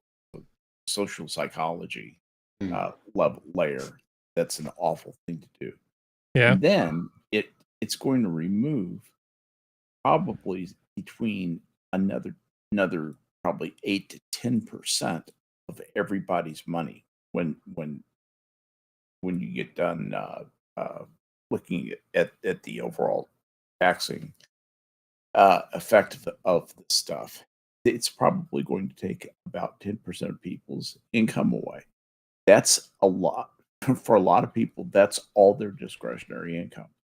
You are going to be putting people at the line. You shift that economic window of comfortableness and just simply by taking the resources away from the people earning money. That's so unfair. It's so wrong. It's so destructive to an economy. You slow down all the wealth creating activities that happen in the economy, all those things that build the trust that I keep talking about, that, the things that build up inside to form an economy and a currency that people, have faith in. Mm-hmm. And you'll start to undermine confidence in a lot of areas, not the least of which consumer confidence will plummet, and then eventually it's going to have effects on the currency too. As great as this plan is, you're probably thinking to yourself, I don't know how it could get any better, but let me tell you what the plan is for the police. I'm just going to do this But if you act now. But if you act now, here's the plan for the police. There are about 2,000 openings right now for more police because people are just quitting the force, retiring early, just getting the hell away from there. Because who would want to be a policeman in Chicago, honestly? Exactly. Okay. Exactly. We're going to just get rid of, we're going to cancel all of those openings. Just get rid of them. We're just not going to fill those 2,000 openings. Then they're going to cut the police budget by 9% every year for the next several years. Okay. Yeah. That's defunding. In Chicago. Yeah, one Chicago. of the most violent cities. They'll never do that, by the way. They're saying they'll never, ever. Well, I used to say things like, this'll never happen, and then I've been wrong so many times lately. That little muscle in my brain is gone. The one that is supposed to think these thoughts. When it hurts bad enough, the money interest will come in. The grown-ups will come in and say, okay, playtime's over. In 4 years, he's going to get voted out because it's going to be an absolute catastrophe. But I see these people staying true to the program for the full 4 years. I think Chicago is in for a very, very bad time. I think he is going to lame duck himself. Actually, I think his last 2 years are completely impotent. a bunch of virtue signaling and money grubbing. That's the kind of activities that this kind of guy is good at. He's not good at running a city. He has no clue how to manage his way out of a paper bag, as far as I can tell. Well, I intentionally am trying to put all the stuff that might get us copy struck and get the stream shut down at the end of the show.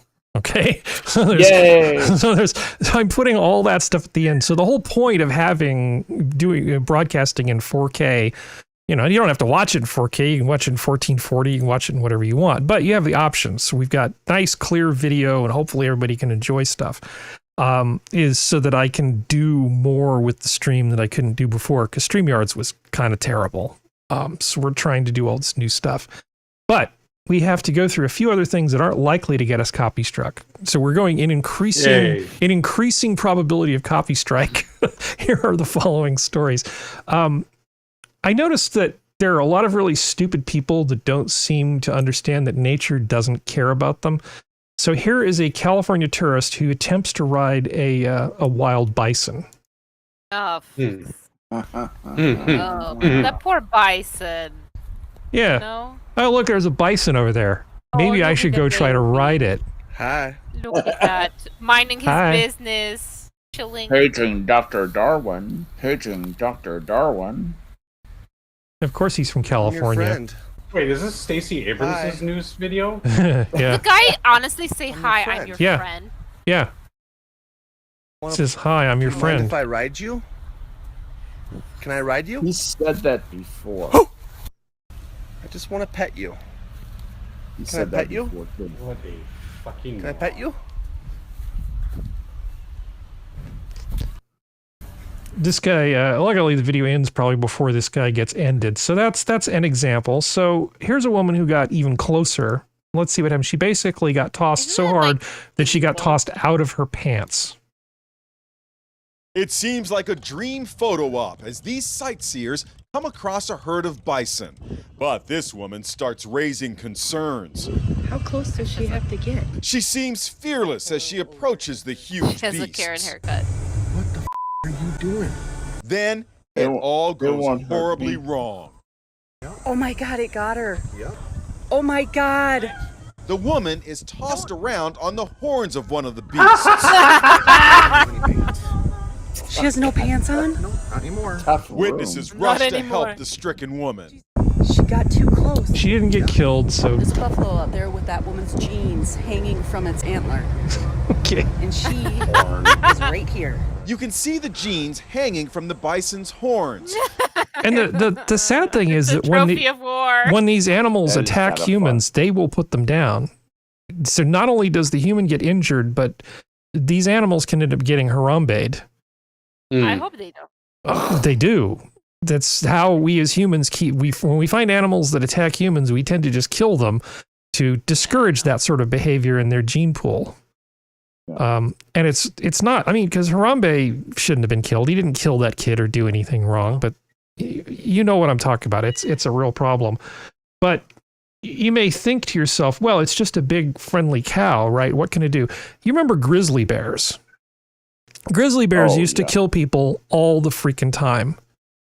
Here's a fight between a grizzly bear and a bison. Let's see how the bison fares against a grizzly. But the bison kicks it.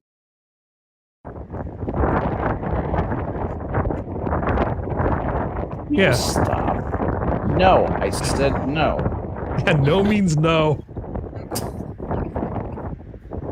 No. Why are you doing this? I told you I'm not in the mood. Stop. Yeah, this grizzly's just harassing this bison. You just about have blown out my patience. Okay, that one hurt. Knock it off. Yeah. And it goes on for a while, and then the bison's like, okay, I've had enough of your bullshit.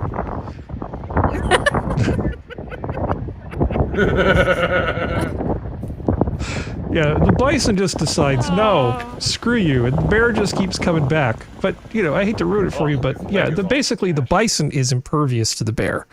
That bear, a grizzly bear versus one of those bison, the bison just wins. Chill. Yeah. You know what I would call that? Yeah, what I would name that bear? Optimus. Optimus Prime. Optimus Prime. Yes. So, as a human being, just think about the pecking order. It's like, you wouldn't try to ride a bear, would you? Don't try to ride a bison. Yeah, both are bad ideas. Both are bad ideas, but the bison is a pretty freaking bad idea. The bison is tougher than the damn bear, and if he decides he doesn't like you, you're gonna have a bad time. You're dead. People are stupid. If they decide they want to kill you, they can kill you. And there really isn't a whole lot you can do about it. Yeah. Okay. Well, that was just a little palate cleanser. Survey uncovers what clothing is unacceptable at the office. So, Sora, Okay. Uh-oh. So this was actually, and I know this is going to come as a shock, sponsored by an air conditioning manufacturer. I know. I was amazed as well. So according to this stupid survey, top items workers think are inappropriate for men to wear in the office. Casual gym shorts, right? Yeah. Gym gear, cycling gear.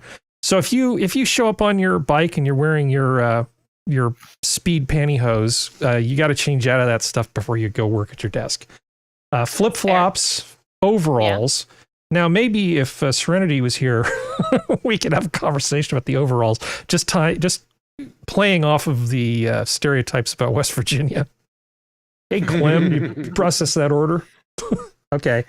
Undershirts, Christmas sweaters. Now, who are these people that think you can't wear a Christmas sweater to work? That's dumb. Of course you can wear it. Yeah. I mean, seasonally appropriate, sure. Any time of year. As far as I'm concerned, in August you can wear a Christmas sweater. Christmas now, in July, I'm going to think less of that person. But as far as it being inappropriate for work, I don't know. Doesn't really seem like a work violation, does it? Yeah. Yeah. It just makes you an idiot.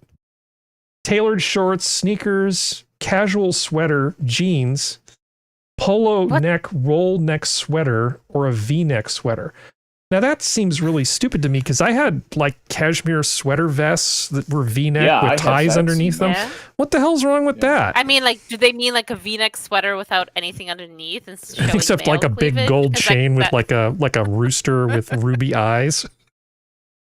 Yeah, hey. Sure. Hey. Okay. Top 10 items for the ladies. Okay, gym gear, bralette. Yeah. What the hell is a bralette? Is it like a bra but smaller? It's a long line bra. It might not have any underwire support. It's very comfortable. Okay. Crop top. Now, come on, Skep. Yeah. You remember when I was talking about the world being more fun? Yeah, exactly. Crop top. Crop top. What? Tube tops and crop tops all the way around. Because you have to, if you say yes to crop top, that means anyone can wear it. Okay. Like, that's true. That's so, like, for example. So, like, if Boogie 5465 or whatever his name is worked at your company, you could get Wings of Glory or what was it? Wings of Redemption and Boogie both wearing tube tops. Tube tops. You know, they had a boxing match recently. Sausage casing. Did you see that there was a boxing match between Boogie and Wings of Redemption? Yes. Yeah. Yes. Yeah. Who says things aren't fun? Okay. Crocs. Crocs are just terrible. Yeah. Flip-flops again. Hot pants. Now, unless you're working the pole, what is it? The Dark L pole dancer? I think hot pants probably out. Tube top. Well, okay. So nowadays, they have casual shorts on as well, because it's like it's the fashion to that's leisure. I guess that's under gym gear, but it's not really because bike shorts are a thing, right? Yeah. I thank Kim Kardashian for making it so like you can dress up bike shorts by wearing like really pretty tops with bike shorts and then like some nice pair of shoes and stuff, or even heels. It's pretty gross. It's usually the type of shorts you'd wear under a skirt or a dress to prevent like tub rub. But yeah. Don't wear them. Don't wear them on their own. Yeah. Casual shorts, overalls, undershirt chemise, play suit. Okay. Now, what the hell is a play suit? I have an objection. Okay. So, okay, there's a lot of undershirts like chemise, so lingerie as they wear stuff out there that are really cute. But in the and office. if you wear like a blazer over it, I think it's appropriate. Okay. Or like a cardigan, I think. I've only seen a few episodes of Seinfeld, but I saw that one. Okay. Yeah. Mini dress. I'll tell you after the show. I'll tell you when the show's done. I'm not going to comment on that one right now. Mini skirt, skort. What's wrong with a skort? Why? What's That's wrong? like it covers all the bases. Is it because they tend to be short? Probably. What if you're wearing jorts? No. Only Is if you're that Stone Cold Steve Austin. And leggings. I don't know. I think the things that they think are appropriate would be a shorter list. Just stick to that list and it'd be easier to remember. What, you don't want to dress like Olivia Newton-John in the physical video when you're in the office? What are you talking about?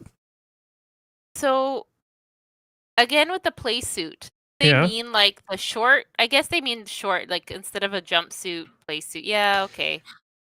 That can be a bit too casual. Yeah. But a skort. Yeah. I love a skort. What's wrong with a skort? People wear them when they ride bicycles and stuff. So you go to get on the Google bike, right? You work at Google, you go to get on the Google bike. It's totally practical. It's a skirt short combo thing, right? Yeah. So yeah, it's I don't know. I think these people should just shut up. I mean, as uptight as I am about some half things, of them is fine. Yeah. But Yeah.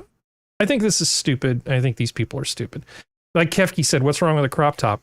Nothing wrong in my opinion. Well, see, and it's also, I think it depends on, because this is the office, but like, what's the office nowadays? Are you talking about, because like a startup, they'll have looser ideas of what office casual is, I suppose. It's not a real startup unless people find out whether you talk in your sleep or not. Just throw that. Yeah, people are just uptight about stuff like this. I don't think it matters. As long as it's not disruptive to the office environment, I don't think it really matters. I will point out a sexism in this list, in these two lists. So in the men's, it says do not wear tailored shorts, but that's not part of the women's list, just casual shorts. Because short suits, as in instead of a pantsuit, it's a short thing, has been a thingish in the last few years. Now, I've seen some short suits that are very cute, and if you have the body for it, it looks really nice on women. I shared a picture with you, Harry, of like a men's tailored shorts from the 70s. I think we should bring back. Absolutely. Like, why can't men wear tailored shorts? They're tailored. That usually means it's better fitted. It's a suit pant style, right? Those are gay. Why are you gay? You are gay. All right, so moving on. Let's see. I think we've passed the 2-hour mark. So if we get nuked, we're okay. It won't be that big an ordeal. So Susan, do your worst. So I actually, sorry, you're the only one I talked to about this, but the new Little Mermaid thing, right? We talked about this and we have differing opinions. So the Little Mermaid, just the plot summary, is basically once a year, mermaids get to go above water. She sees a hunky dude. They end up saving him. And then she makes a deal with a witch to essentially get her immortal soul if she can basically marry this prince above ground, and gives up her voice, and there's potions and stuff. And it's all very dire. And they've taken this Hans Christian Andersen thing and turned it into a children's thing. And they've remade it recently with, I guess, our first African-American mermaid. Because having a lot of melanin where there's very little sunlight makes perfect sense at the bottom of the ocean. She's non-binary, isn't she? Is she also? That's fantastic. I think we're supposed to think so. But Sora and I are of two different opinions about this little bit of music in the original thing. So I'm just going to play just a very short amount of it. Please don't kill us, Disney. Oh, no, you're not going to play this. I am. Then I came flying here for you to see and hear what I found. Remember the swamp? Remember my song in the swamp when I was like, wham, chicka, wham, wham, chicka, wham. I remember. What the hell? We're in the swamp, chicka, wham, wham, wham, wham. My soul is I thought this was supposed to be just like, under the sea and calypso and happy and stuff. What the hell is this? I mean, am I just old and out of touch? But this seems terrible to me. No, it really even does. My kitten's looking at me like, what the hell did I just hear? Let's do that. Took Let's acid and took over Disney. Let's do that. Let's do that again, just one more time. No. Then I came flying here for you to see and hear what I found. Remember the swamp? Remember my song in the swamp when I was like, wham, chicka, wham, wham, chicka, wham. That's Aquafina. That's better than Mozart. Yeah. Just a little urban poetry. Mozart guy. The bad man stop. Fucking awesome. Remember the swamp? Remember what I said in the swamp when I went wham? Womp chicka womp womp chicka womp womp. Saddlebutt. I hope they lose money on this movie. I really do. Chicka. It's gotten to a point. I've heard it a few times. Yeah. That I hate it, but it's funny now. It is funny, but it's funny because it's bad, but it's supposed to be like a musical and you're supposed to walk out of the theater. How do you sing along to this? Well, you're supposed to walk out of the theater, it's like humming the songs, right? Yeah. Let it go, whatever. You do. That's the way the Disney musical thing's supposed to work. What do you go? Swamp. It's like, I would, if I don't know. I think this is going to cause child abuse if the children run around doing this thing. It's gonna if kids start having seizures in the movie theater. Did we break functional? What do you mean? Hold on, what? That voice that's doing the womp chicka womp womp. Yeah. Oh man, that's not obnoxious. Yeah, that's Aquafina. Oh, she's awful. Yeah. Yeah. She's the worst. I just saw her in Renfield, and I thought she was really cute. That was a good movie. I liked it. It was a good movie. She ruined it. She's I know. I like. What is Renfield about? Renfield is basically like Dracula, the little puppet guy, like Renfield from, the bug from eater. the original one in modern day. Oh, Renfield. Yeah, okay, Renfield, so yeah, about and that. basically him breaking out of the control of Dracula. Dracula. He goes to AA meetings about narcissistic people trying to get his life turned around, and Yeah, it was a really good movie. it's cute. Dracula's played by Nick Cage, and Such like good any casting. really great, Oh. yes, like any really great Nicolas Cage involvement, use him sparingly so that his grandioseness, his over the top style can be fully appreciated and not super saturate the movie. And it really lets You can get sick of him overacting because you're right. That's what he does. Very That's his metered. shtick. He's in a few scenes. That's a I'm really not trying. good I'm not point. going to spoil anything, but it really centers around the main character Renfield, who's played by help me out here, Sora. Nicholas. Nick Holt. Nicholas Holt. Yeah. Nicholas Holt, yeah. He's a really, really good young actor who's been in a lot of really good stuff. He was So you're impressed with him. Beast. He was Beast in the X-Men First Class movie. He played the driving guy in Mad Max Fury Road. The guy who kind of becomes good. Chrome. Yeah. What a day! What a lovely day! That guy. I mean, okay. he's Acting, really right? good. You want to talk about Really young. overacting? He's got a lot of range, a lot of gravitas. So big things from him, and this was a really good role for him as well. I just Okay. think that the entire movie was ruined by, well, not ruined, but her character was completely ruined by her being the actor. She's a 4 foot tall, chubby Asian woman, and really, that's. I mean, yeah, I guess you could see that as in modern New York cop. Never mind. Okay, so functional. Have I got something special for you? Because you talked about overacting. I may have to do a little bit of scrubbing to get to it, but I present to you 1960 William Shatner, Julius Caesar. Nice. Hey, two, Brute. Let's see, stabby, stabby. My God, Bones! He's got a knife! What will become of the Republic? Yeah, let's get to the... Gotta get to the part where friends Roman's countrymen. And yes, Sora, that's my kitty meowing. Friends, Roman's countrymen. They Then meow me, back. Your ears. She'll know what I mean. Here we are. Our permission is allowed to make. I do entreat you. Not a man depart, save I alone. Till Antony have spoke.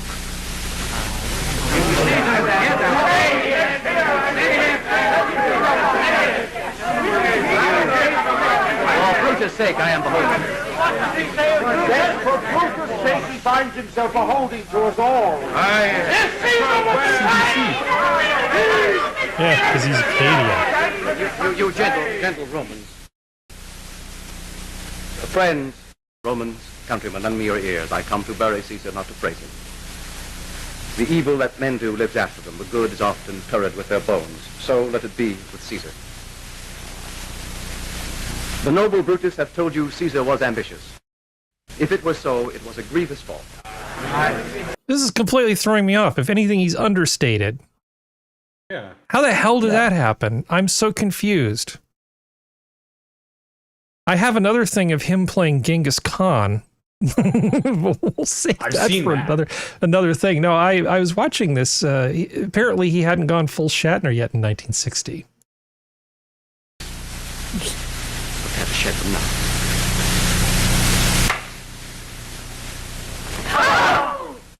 I apologize. Okay, I was completely wrong.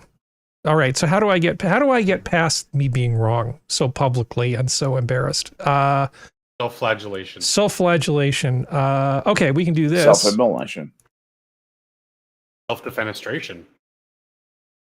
YouTuber Johnny Somali, who went viral after making racist Asian jokes about Pearl Harbor at a Japanese man. Hope nobody in the chat was saying weird shit. If I go back and whoa, what the fuck? You just got E Honda slapped in your hand. Yo, chill out. How far out of line do you have to get for Japanese people to start punching you in the face? Well, the guy recognized him from his streams where he's being very intentionally offensive to people to get a reaction and, play stupid games, win stupid prizes. Mm-hmm. And this guy recognized him, gave him a full-on, palm punch to the face, and, wouldn't let him go. And the people he was with, the Japanese guy was with, they started wailing on him. Good.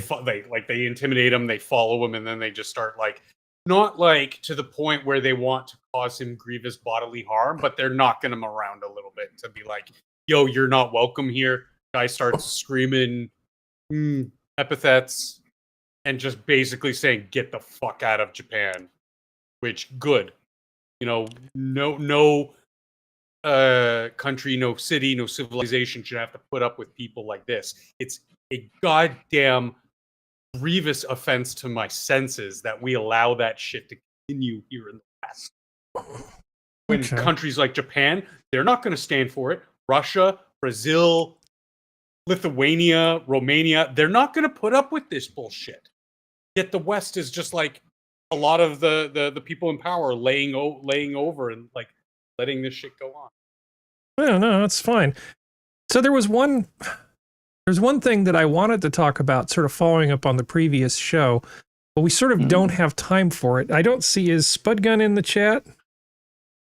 Because if Spudgun's in the chat, I have to do it. If he's not, then I can skip it.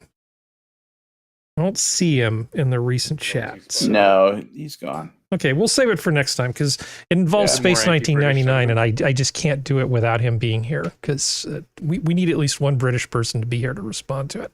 So I think to sort of end things, let's look at some Peruvian water whistles. Oh, for sure. Yay!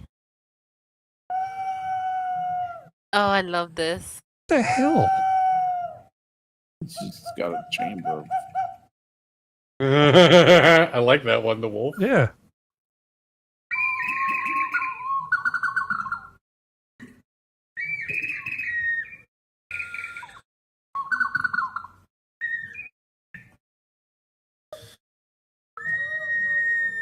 God, humans are clever.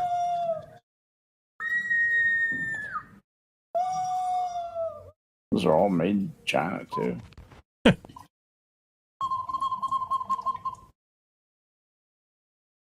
is the kind of stuff you buy your sister's kid when you really want to annoy the fuck out of her.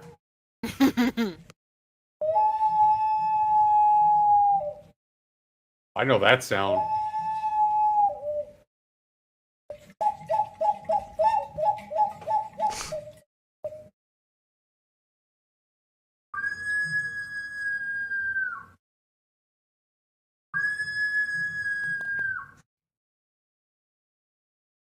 Wow. Well, this has been your Minions of the Zoo for Saturday. Thank you, chat. Thank you, panel. Zoo's closed. Good night, everybody. Good night, everybody. Night. Good night. Now I just have to remember how to do this. Tomorrow.